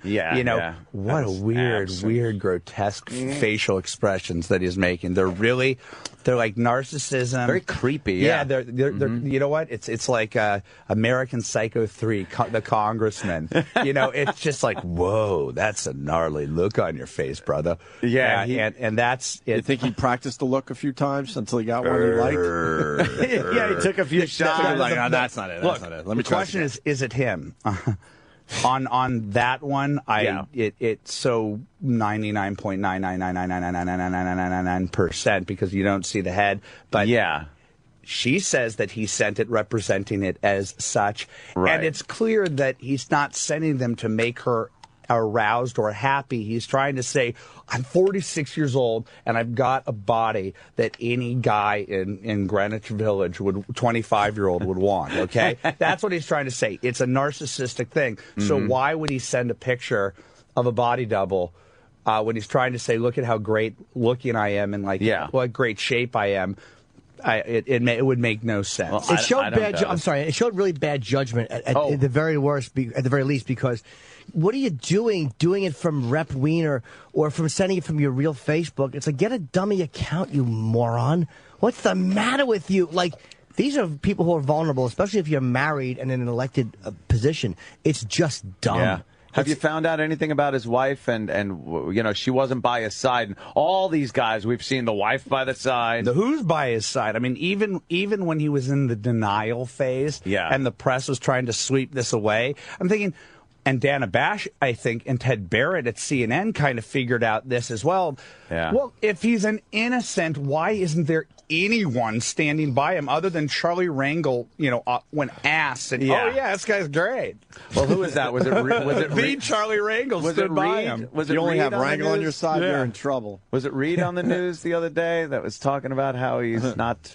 Matt Damon's not even standing by him anymore. He pulled out of a fundraiser that he was going to throw for him. He did. Oh, for him. Yeah. Okay. Ooh. That's the person I want to have to step down. Yeah. I'm going to get Matt Damon to step down as just as whatever as a human. Yes. Why? He's so in touch with the way most people think. Hey, I got a really good question coming in from James in North Carolina. We got Andrew Breitbart on the show. James, go ahead. Hey, Mr. Breitbart. Hey, boys. Hey. I'm just curious. I hear fervor and vigor the way you go after the left. Do you have this hard-on for conservatives as well? I don't quite hear that. I don't know your... No, not really. No, I don't, actually. The difference between me is that the mainstream media are a bunch of lefties who masquerade as being neutral, and I think that this entire experience has shown that they're not. They did everything they could to cover up for a Democrat when they, with zeal, take down Craig and Foley, and this is what they do. And people come to me if there is a picture of a Republican congressman, they're not coming to lowly Andrew Breitbart, who has a couple internet sites. They go to ABC, CBS, or NBC. So these people come to me because they know that the mainstream media is biased. Okay, and I think that we have to move towards a more honest media, like in the Let me finish my answer. We need to move towards a more honest media, like in the United Kingdom, where you've got the Telegraph and the Daily Mail, they're conservative. And then you've got the Independent and the Guardian, and they're left of center. I admit my biases here. Now, if Orrin Hatch came to me with if I had a picture of Orrin Hatch, Republican from Utah, with a raging hard-on, I guarantee you I would make it news, because my news judgment transcends my partisanship and my being a conservative. I go, but what are you talking about? But you'd be friggin' 10th person getting that picture. It would be all over CNN and ABC and NBC. I'm sorry. What a great point, too, by the way, that you made is that he's honest about you lean right. But Fox is much more right-leaning, but everybody knows they are. It's not a secret, whereas the media does masquerade as being neutral when they're not. Fox at least is honest about the fact that they lean right. It is what it is. I agree, but I just want to know, you're okay, so you lean right. If as a media source, so if somebody came forth with information, I just said that about Orrin Hatch. Yeah, he did. That gives you so much. I get a whole lot more respect for you right there. Because I hate these people, by the way. I live in Los Angeles. I love it when these corrupt bastards go down. I didn't buy into the Clinton. It's just about the sex. It's just about the sex. If you're out there peddling pictures of yourself to absolutely random people like, I have a raging hard-on pic of a congressman, and I can't pay my rent. Don't you think that person could go to that congressman and say, do you see how hard he's fighting to keep his job now that this information is out here? My daddy wants you to pass the farm bill, and you're going to say no. I think you should say yes. You don't think that these people put themselves into blackmail situations on behalf of the American people? Republicans and congressmen. It's not just about the sex. You're putting the country at risk when you act like an asshole. Wow. 100%. But why didn't you go after Bush when he claimed, the whole... There weren't enough people going after Bush in the mainstream media? What the hell are you talking about? You needed one extra person in that pylon. I'm talking about a neutral person who is actually honest, not bullshit media who's, as you said... I just answered you. I liked Bush, by the way. I didn't think he was the devil. Why didn't you protect Bush when they compared him to Hitler? Why weren't you there to protect him from the Hitler stuff? Both ways. All these wars. Barack Obama's waging these wars right now. I go, why? I support anybody who's honest. All right. Well, I'm honest. Then support me. He's being honest, but he's being honest about what these liberal Democrats are doing. So what's the problem? No. You were talking about Bush and why I didn't support All right, Bush. So you're panicking. We cannot get into a Bush argument. Larry Craig, I was happy to see Larry Craig go because he legislates against gays, and I think he's very, very anti-gay. And it's like, if you're anti-gay, man, you better not be fucking tapping in the men's room. And that was hilarious, by the way. Right. I got a lot of material out of that. I love that. Right. I go, I love a good scandal. Excuse me, America. How does this Wiener thing play out in your eyes now? Oh, when does he resign? He had his value to the Democratic Party was to the Progressive Caucus. He was the most charming guy. They just loved how he was New York. He ran around with models and energy. Right, and all that type of stuff. And he had a cot at MSNBC where he'd go, Republicans are the worst. Republicans are the worst. Republicans are the worst. And so he was a bulldog and he was the charmer. I go, right now in both categories, he's toxic and toxic. They are going to come to him like Howard Baker in Watergate. They're going to go to him and they're going to, bye-bye. Look, you're out of here. I don't care what you want to do. Right. He is on a strictly pragmatic level. It is more beneficial for the Republicans for him to stick around between now and 2012. Yeah. Is he done for good, or do you think he'll be the poster boy? Will Spitzer come back? Because people love a good mea culpa. And if you come completely clean and time goes by, I wonder if Spitzer could possibly come back in some capacity now or in a couple of years. I mean, do you think, or is he totally finished? Are you talking about Wiener? No, I'm saying Spitzer. Spitzer at first. Spitzer, maybe. Wiener, Wiener's done. Yeah, I also will say this to the guy in North Carolina, is that media bias is everything to me. I've built an entire company on the presumption that the media will not cover with zeal a republic, something that hurts the Democratic Party. It's just a purist axiom. But there's a huge asterisk next to this in Wikipedia now called, if your name is Wiener and you show your wiener, media bias cannot protect you. That's true. God That's damn. crazy. They pile on once the story is too big to ignore. It's so true. Yeah, you can't. He got screwed by nomenclature. By his name. Hey, Yeah. someone wants to know if Name you were disappointed that O'Reilly didn't ask a lot of good questions last night. Oh, I thought he asked the best Yeah, questions, I and figured my answers were even better. There you go. I think we see the picture eventually. I don't know. We're in the whatever. mop-up. We're in the mop-up phase, So to folks. speak. The mop-up phase, yeah. Yeah, I'm in a hazmat suit, and you should too. Does he resign by the end of the the week? How long do you think? Yeah, it's just speculative. He's got to be being killed from the inside. Is it Wednesday? Oh, thank God I orchestrated this on a Monday. For the slow burn. Oh, this poor bastard. He's hoping for an earthquake or something. Oh yeah, I know. Yeah. I'd love to know what he was thinking. Argentina has not had a 7.3 in a long time. Man. I'd love to know what he was thinking when people went up to him and said, "Wow, Breitbart's out on your fucking podium, giving a speech." It must have gone through his head to either put it off, not show up, but obviously he's too. I got a phone conceited call to- from a network producer that was like, "What the hell were you doing? Now he's not going to come up there." I'm like, That's well, what people thought. Yeah. Yeah, I'm like, I was being surrounded. You can see it in the New York Times. It's crazy. In the corner. By about 50 reporters, and they started saying, "Go up on the stage! Go up on the stage! Talk to the microphone! Go up on the stage!" And I'm usually not sheepish, but in this case I was. I was like, "Really? Do you think I should? Do you think? Oh, okay, okay, fine. I'll go up there." There's a legitimacy with that podium. And I did not know until afterwards that this was being carried live. I just thought that some of those cameras would cut some of they that. broke in. Oh, that they broke freaked in me out. to everywhere. People were calling me up and go, "How did you maintain your calm and your poise up there?" I said, "I didn't know I was on live TV. I would have been Which makes it a lot different. Yeah, I would have been completely frantic and a loser, if I knew that everyone was watching." The other way you could see the edits in your head, like, they're not going to use that. Like, you're That's- live the yeah. whole time. I'll tell you Wiener's reaction when somebody said Breitbart is up at the podium. His first reaction, who? But it goes back to the narcissistic thing. He couldn't help himself. He still had to come out. He had to come get out. there. Can I tell you an idea that I have right now? Let's go. I want to do a reality show called Road Trip from Hell. And it's like, I want to pair people like, I don't know, Ted Nugent and Ingrid Newkirk from PETA and force them to run the country. This is my, I will do the pilot with Wiener. And the two of us will travel the country, and I'll show him. I'll show him my America. He can show me his America. We'll figure out what we, on Sirius Radio. They'll help sponsor it. We'll find out what music we have in common.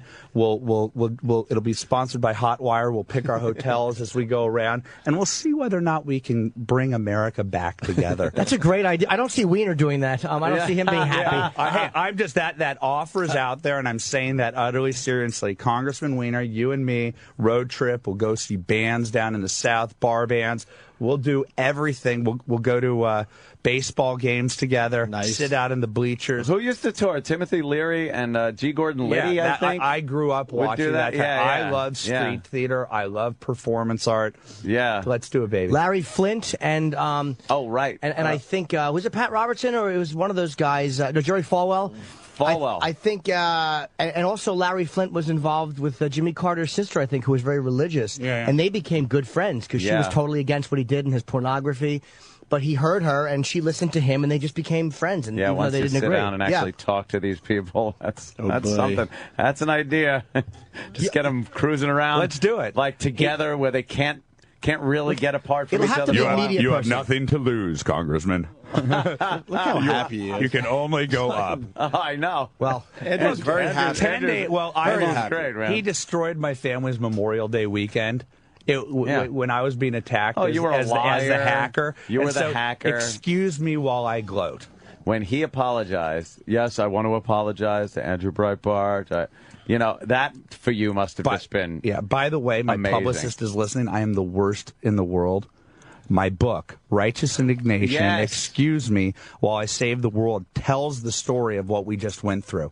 It's how you take on the mainstream media. I call it the Democrat media complex, the natural alliance of the Democratic Party, liberal interest groups, and the mainstream media. Yeah. And I say, this is how you take them on with new media. You can beat the old media with the tricks that I did. This is a how-to book.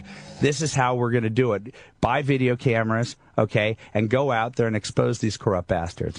And I wish, again, the point is that none of them are honest about being biased.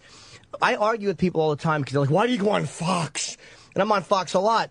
And it's like, well, they don't censor me there. Hannity treats me great. Gutfeld and Red Eye guys treat me great. Yeah. They don't fuck with what I'm doing. How could you go on that network?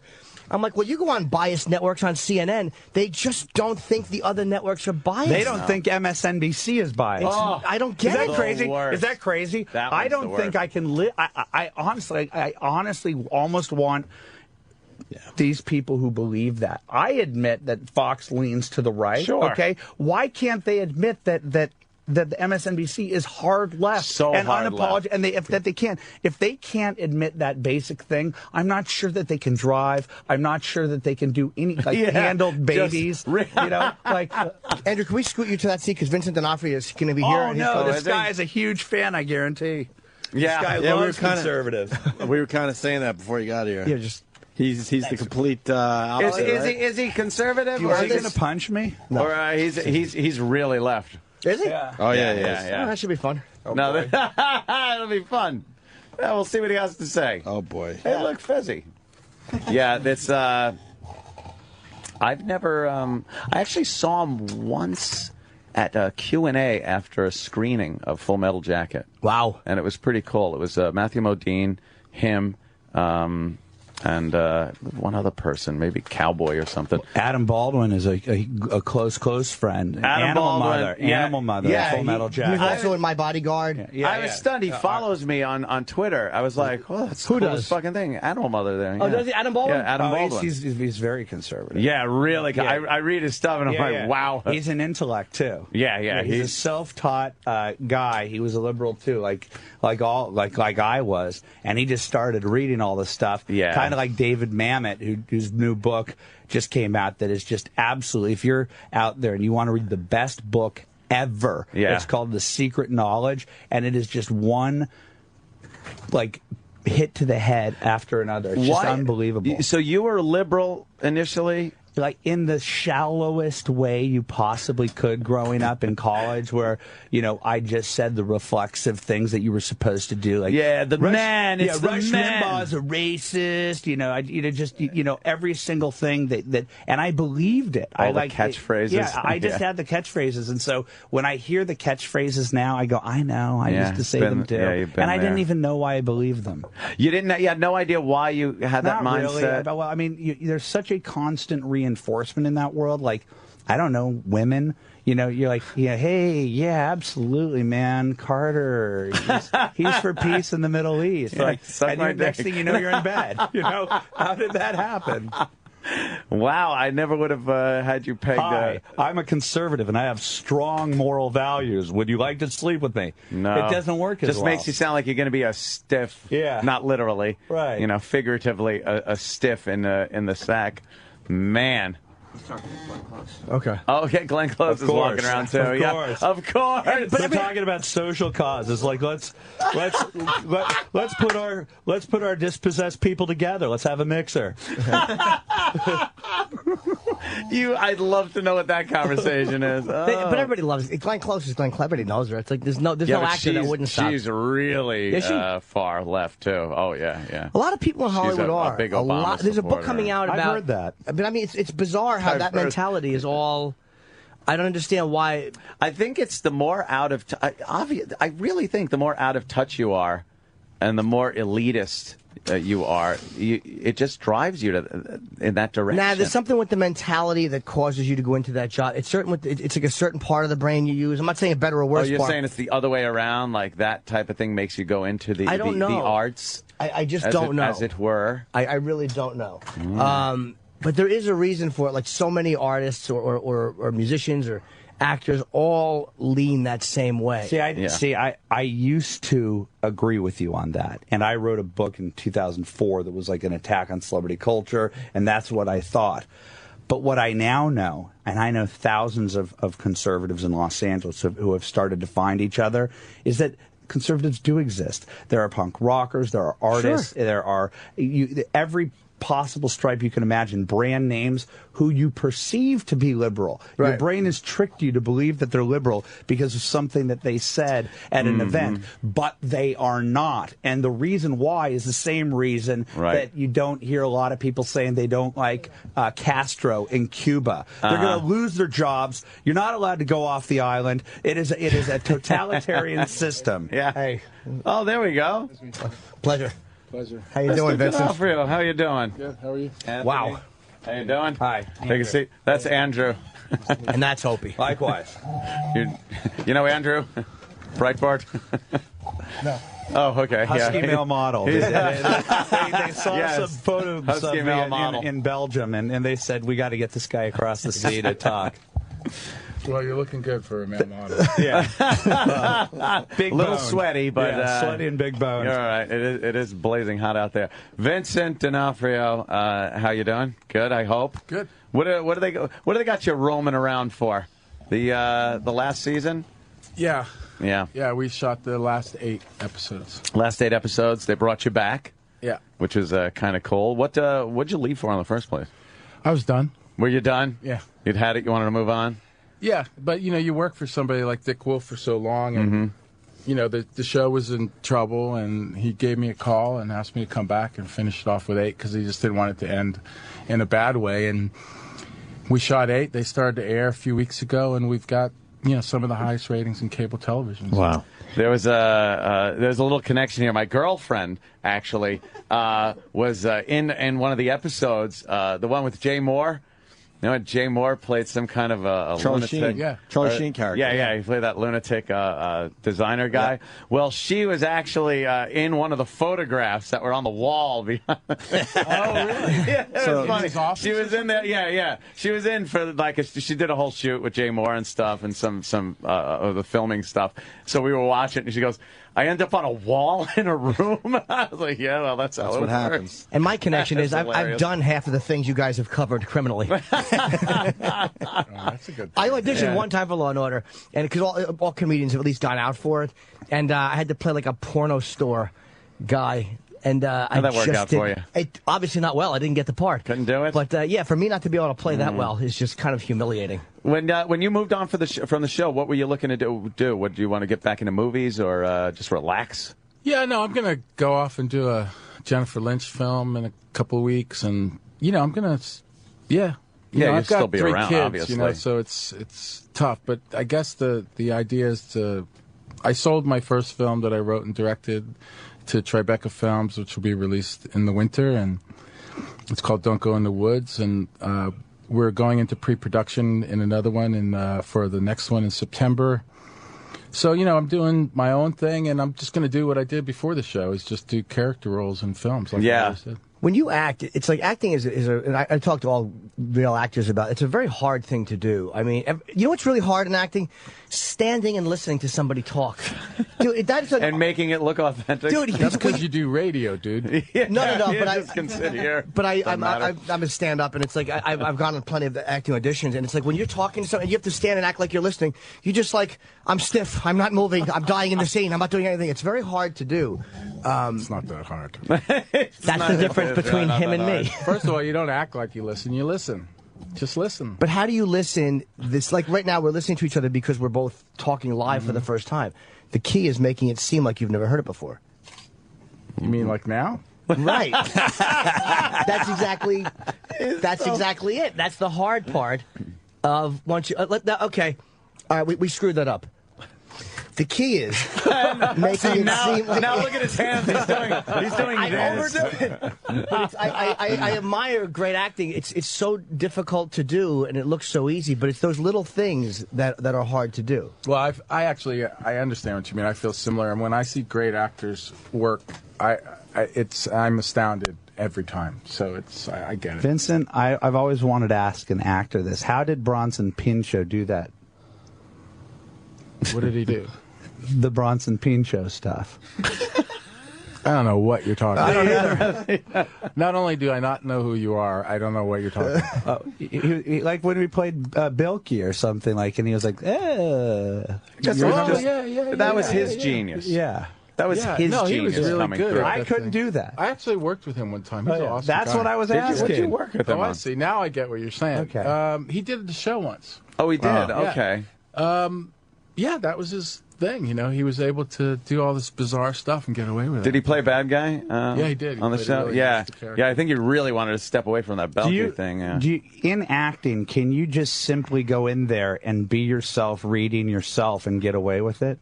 And just a lot of people do. A lot of people make careers out of it. Yeah. I think Walken does that at this point now, where he's such an interesting guy. It's like you don't need to see Walken become somebody else. Like Gary Oldman, you see Gary Oldman, and it's like he's Oswald, or he's this white Jamaican drug dealer. But Walken was also interesting. It's like I want to see what Walken does as him. You don't look at him to become someone else. You want to see him doing something. Does that make any sense? Yeah, I mean, Chris is a good example. I mean, I just did a film with Chris called Kill the Irishman, which is out and did very well in the theaters and just came out on DVD. And Chris is the kind of guy who has this background of doing incredible performances in his career. I mean, if you think about his performance in Deer Hunter, that's one of the things that inspired me to be an actor was that performance. There's a scene when he's at the hospital after he gets wounded, and he has this monologue. He's sitting on a fence, a gate of a porch of one of the hospitals, and he has this monologue, and they're asking him about his mother's name. They ask him his mother's name. Oh, right. Do you remember that? Can't remember. Yeah. It's an incredible scene, and so you think, and a lot like De Niro too, who landed all these great roles when he was young and did incredible performances, so that you see these guys now, and they don't have the opportunity to do those kind of parts anymore, but they are still those guys that did those incredible performances that even today nobody can match. So when I hang out with Chris Walken, all I see is this artist who did this incredible stuff in his career. And so he's always that to me. When you watch a film, I mean, obviously everybody knew you. The first exposure we had to you was in Full Metal Jacket, and it was it was one of those things where, were you afraid you would not be able to be seen as anything but that? Because it was such a powerful, it was a Kubrick film, and it was such a powerful role. I mean, that's the most memorable thing in the movie, is your behavior, your character. When I did that part, I was too young to think that deep into it. Really? Yeah, honestly, I just thought I was happy for not being fired. And I hope I get another job, but I didn't know it was going on. I came back here to the city and started bouncing again in bars. You just didn't think it was going to be a big thing. By the way, that's exactly what Adam Baldwin said about the part.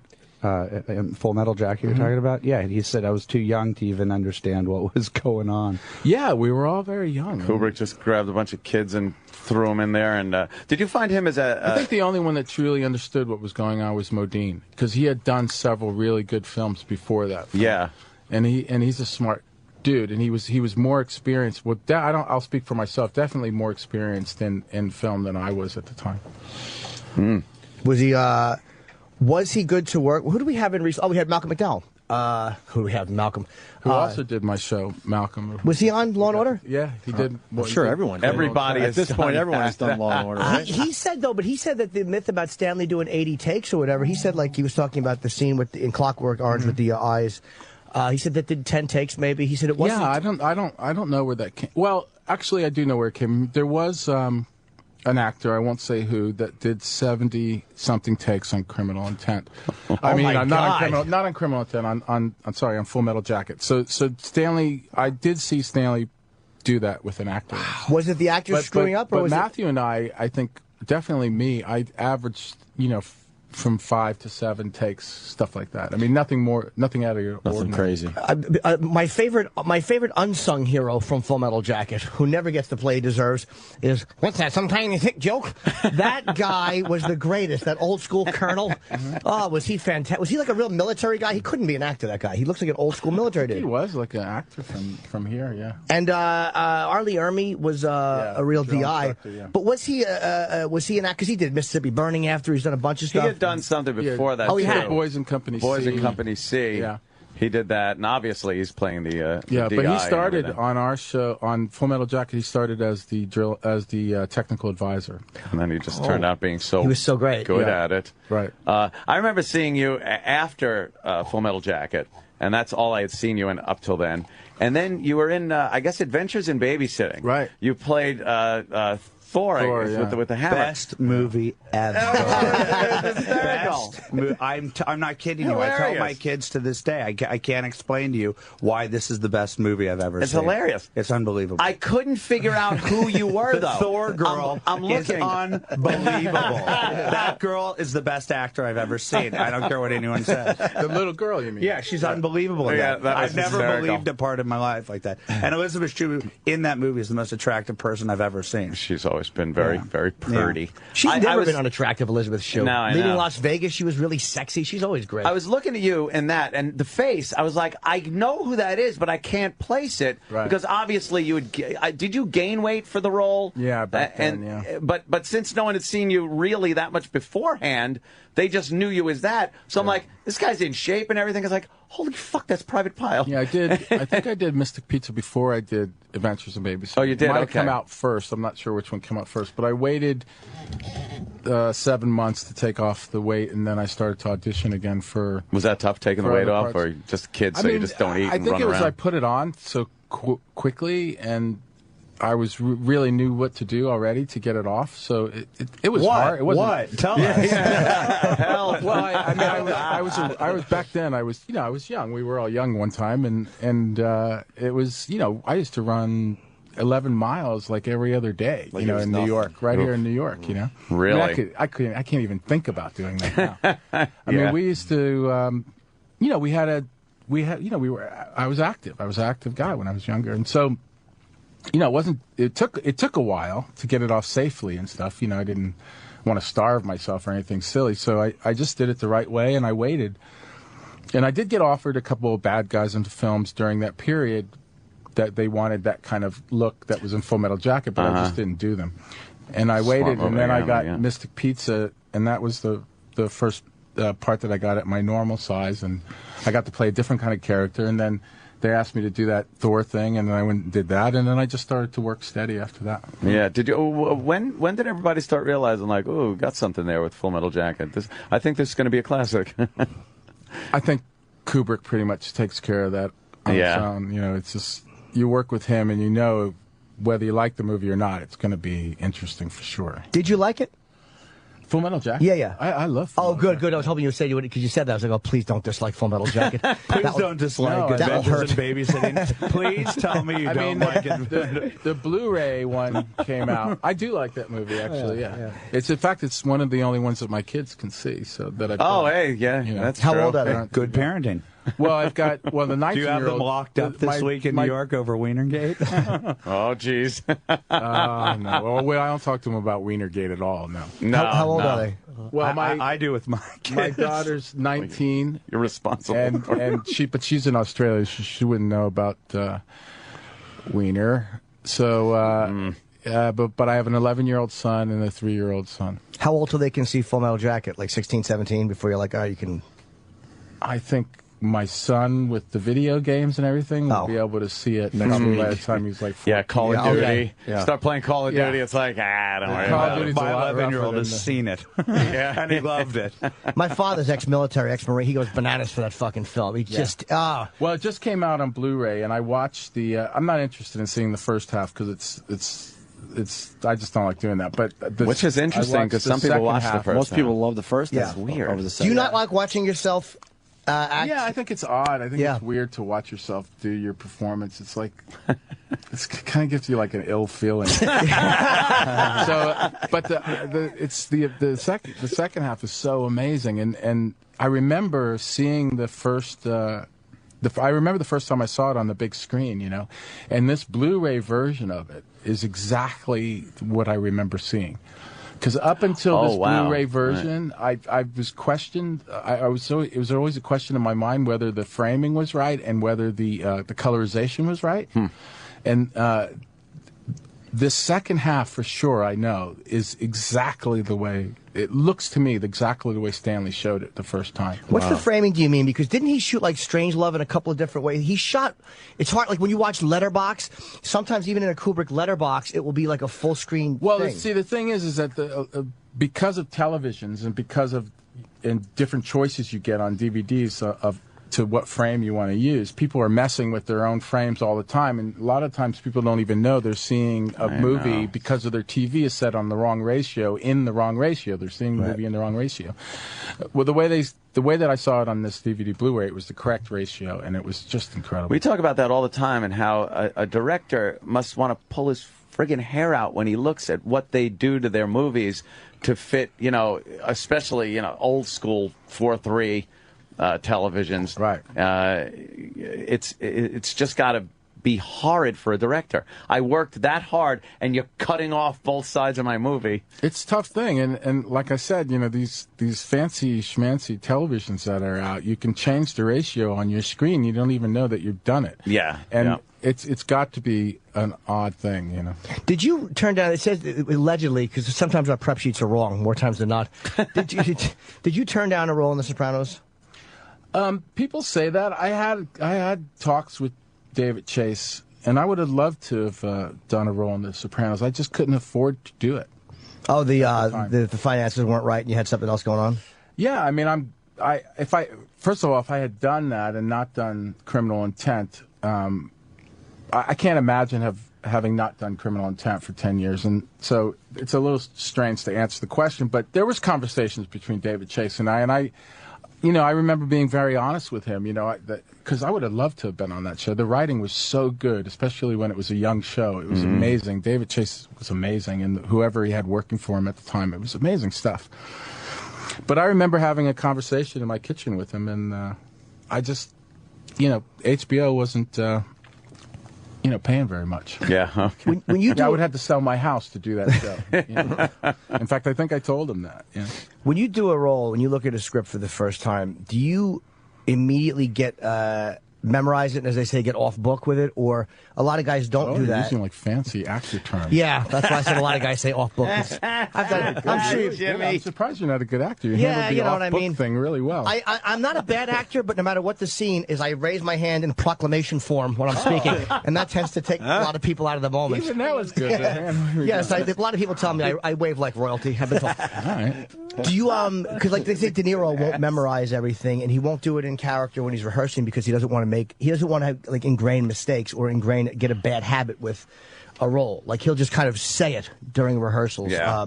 Or do you immediately know what you want to do with it and kind of start telling? You have to know the text, obviously. You have to know the words. So I guess if you're asking me what I do, I read the script over and over and over again, and I try not to memorize anything. And you certainly don't ever memorize a line the way you think you're going to act it, like with the inflections and everything in it. You don't do that because then you're locked into a certain way of doing it, and that's just bad acting. You want to know all the words, but not plan too much. You want to know the history of your character. You want to know all the words. You want to, if you're doing a character actor like I do a lot, you want to have all the layers of your character in you and ready to go. Your posture, your voice.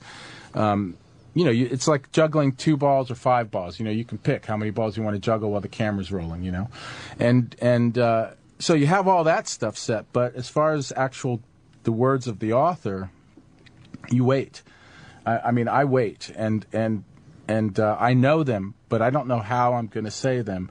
I know what they're going to sound like, how my character's going to sound, and how he's going to move and stuff. But I don't if you lock yourself in, you're finished acting. Like if you lock yourself into the way you're going to say your line, then your job's over. You want your job to be evolving the whole time because you have to react. You don't know how the other actors are going to do what they're going to do and stuff. I was just thinking about listening. He said about listening is so important.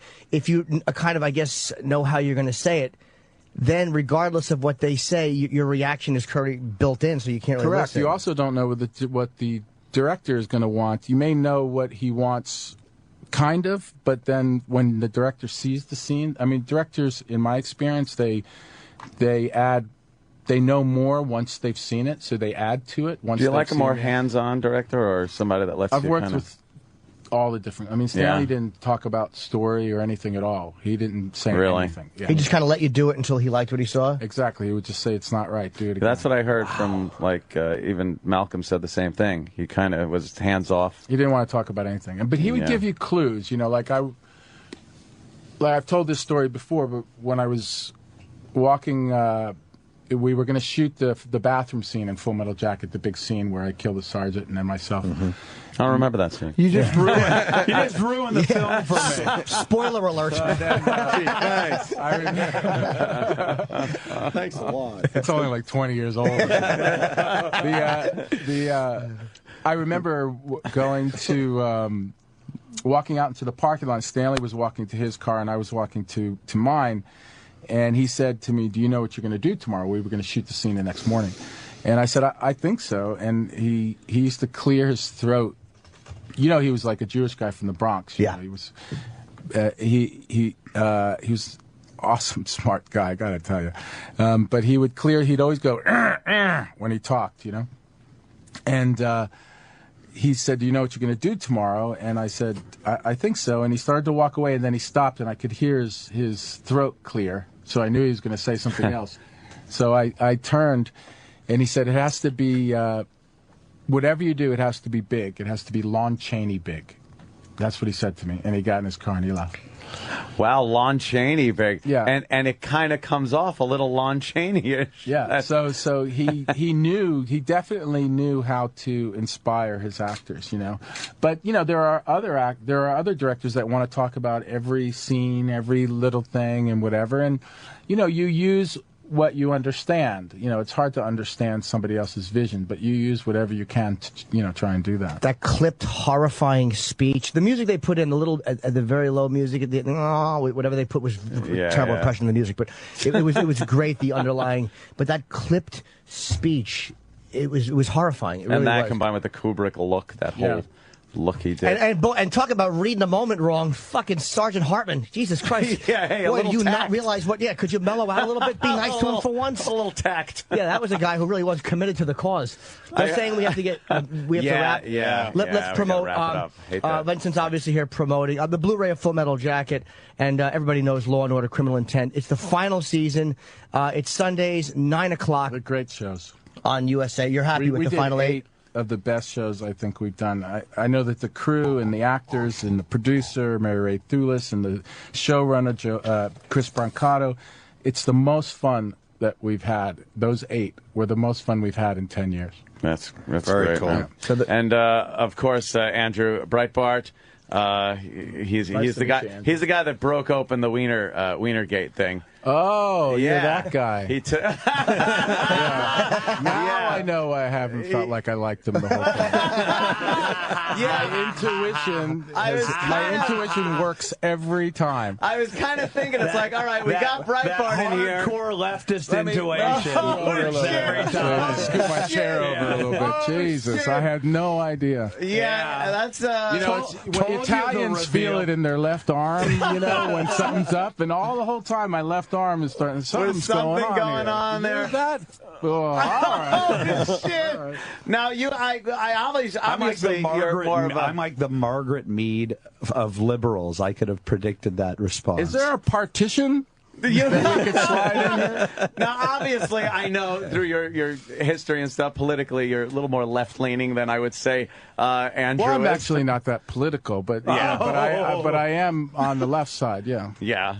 Have you? What about Adam Baldwin? Have you read any of his stuff on Twitter? Because he's one of very my closest conservative. friends. Yeah, Yeah. He's a wonderful guy. yeah, Great he's- family guy. Yeah, Adam is an awesome guy. Yeah, yeah. No, and I haven't read anything, and I have no idea what Adam's political stuff is. It is odd that people can just get along so well with every aspect except politics. Well, can look, come in I and- actually, all joking aside,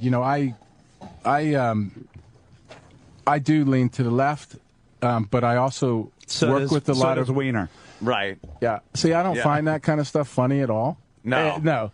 And I just think the whole thing is in poor taste. But my point is this, is that I work with attorney generals around the country for law enforcement, and a lot of them are Republicans. And I actually agree with a lot that they're trying to do for law enforcement and stuff, and I do as much as can. I travel all over the country and to Washington. And you have a charity too that yeah, the Meth Cops Project. I also am the face of the National Law Enforcement Museum that they're building in Washington. I had the campaign with John Shanks on that. I do a lot of stuff for Republican guys. I don't take a stand, and I'm not one of the kind of actor that's going to speak out about the Democrats. not a Sean Penn type. No, it's just not my personality to do that. I like to. I think of things in a moral way more than I do in a political way. Didn't you say some untoward things about President Bush? Who, me? Yeah. What did I say? I think that there have been a lot of things out there. I'm just asking you. I might have when he was president. Yeah, I don't know. What did I say? I could. If I said something clever, I want to know what it is. Because I doubt I said something dumb. clever like he's equal to Hitler or something cute. Oh, like I don't that. think I said that. Okay. I know what I did do one time in Australia. They asked me for a song that I thought related to George Bush. It was on a radio station, and I picked "They're Coming to Take Me Away." Do you remember that song? Yeah, I think that's the worst thing I ever did. Really? Yeah, that's the worst Lunatics, thing. yeah. But if you have better stuff, tell me. I would. honestly. I know. Tell me. I'd like to. I'm going to go get my iPad. Well, we have to wrap We're up, though, wrapping up. unfortunately. I wish we had hours. Oh, shit. What did he say? He went ha ha. Jesus Christ. And do you know, this is what a self-centered asshole I am. The whole time this is happening is like, all I care about is I don't want their argument to affect Vincent liking me. That's all I care about. I'm teasing. No argument. You guys, Jesus Christ. So you're on opposite ends of the spectrum. Actors love him. Yes, they do. I love you. Andrew. I'm a comic. I'm not an actor, but I love you. Thank you. I was drinking with Andrew the other night, having a couple of wines after I taped Red Eye, and he had a few things on the Wienergate thing. So we had a little chat about it. So Well, it's genuine definitely a enough conversation that needs to be had. I think.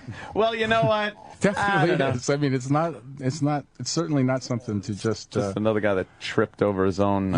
He cannot say with certainty that he wasn't having these conversations with underage girls. That's deeply problematic. Well, I thought that it was definitely a problem when he started to sound like he had like a catalog of pictures of his thing, but he didn't know how they got to it. That was the weird thing to me. That I thought I was in Utah at the time, doing stuff for law enforcement, and I thought, okay, so tomorrow he's going to admit that it's his thing. Like you knew that it was coming. Right, he's got to. Yeah, I wish that when they get caught doing these silly things, which I think that's all it really is, it's just silly. I think that they should just admit it, because the lie is always worse than the event. Dude, in this day and age, if you're going to do things like that, then you should expect you're going to get caught. And when you do get caught, fess up right away, and we'll deal with it a lot easier. Because now you got that and the lie. Problem. Yeah, break down and cry. Say you're sorry the minute they catch you. And people, like Sutherland said in JFK, people are suckers for the truth. I thought we learned that lesson with Clinton. Oh my God! There's a whole line of Jesus. What? Did you get something nice? I think he's got something. Come on, say it. No. Is it a photo? Take a look. We could just see the photo. I mean, there's no camera. Let's see Jimmy. You wanna? Yeah. That's the famous. I do. Oh my God. Let's see. That's the famous. That's the real one? Wow. Yeah. That's really his? Yeah. He sent that? To Andrew. It's Andrew. Who did he send it to? To a gal down in Texas. Wow. Yeah. It's a good angle, though. He's a smart guy, but I think He's in very good All shape. I can say is from seeing that picture, I want that guy as mayor. Because he is loaded. That is what is called the atomic bomb, though. That's the one. Yeah, well, that's the one that's going to kill everything. Has not, but they has can't not seen show the that light on of day. television, though. No, that is true. They can't. But on the internet, they could under an explicit. I think that anybody sees this photo should elect this guy for mayor in New York. Yeah, yeah. Because he's definitely well equipped. He's well equipped for the job. You need a good set when you're running this city. You do. Wow, wait. Go ahead, take a look. Wowee. Opie. Do you know? By the way, I'm not releasing it. I'm not releasing it. I can't think of any other publication that wouldn't. I could probably get a gazillion hits off my page. I'm not doing that to him and his family. That's my stated position. You're awesome for that. Thank you. Seriously, it's awesome. Man. You get everybody in trouble. You lunatic. I got to say, yes, Jim, as an expert. Believe me, Well, I just want to say it's the second time he's looked at the photo. No. He could have easily just passed it all the way back. All right. I'm at 17. What does that mean? Fair enough. He makes a good point. I really did stop and look again, like there was a change going to occur. There really wasn't. I just got to see. Go ahead. There was a change. I just got to see for a second. It is a good angle, I would say. It's a good angle. What would you say? Good angle? Don't show it anywhere. No. Good angle? Oh, you're crazy. I would think it's because it's underneath. Here you go, buddy. Yeah. That's right. That is the angle you should. That is the angle you should take. Well, I think that breaches. I think. I mean, don't we all feel that in the end? I'm not sure if you feel this way, sir, but I think that most people. I know that my wife and I think that most husbands and wives and couples and friends are having the same conversation that we're having right now. Sure. And no, they're not. I think that a lot of people are actually, I'm kidding. and I think that one of the things that's always said in a conversation like that is, at some point you have to say this guy did this stuff, but it is his personal choice to do Vincent, that stuff. can I pose to you something here? And there, I can think off the top of my head more Republicans who've engaged in this type of stupidity. Off the top of my head, Larry Craig and Mark Foley, and this is not a partisan thing. I've never bought it's just about sex, and tell me where I'm wrong thinking here. If this girl or another girl has this picture from a congressman, a complete stranger, he sent it, and she now can say to him, do you want this photo to go public? You can see how he was reacting over the last weeks to try and frantically cover his career. I need you to vote this way on this bill.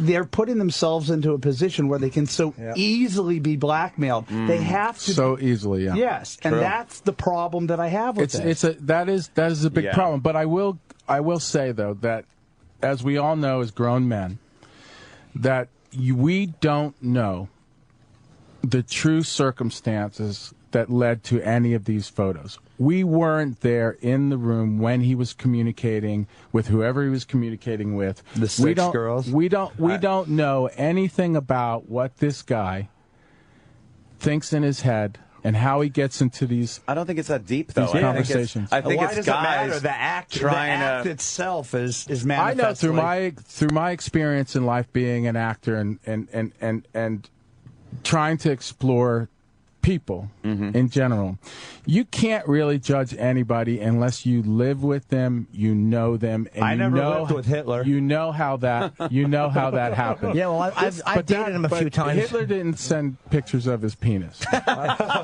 Indeed, it's different. Indeed, he did. Did you ever think you'd have to ever say that? I know, but it's actually a good line. It really is. It'd be a good autobiography for Anthony Weiner. It's a great title of a book.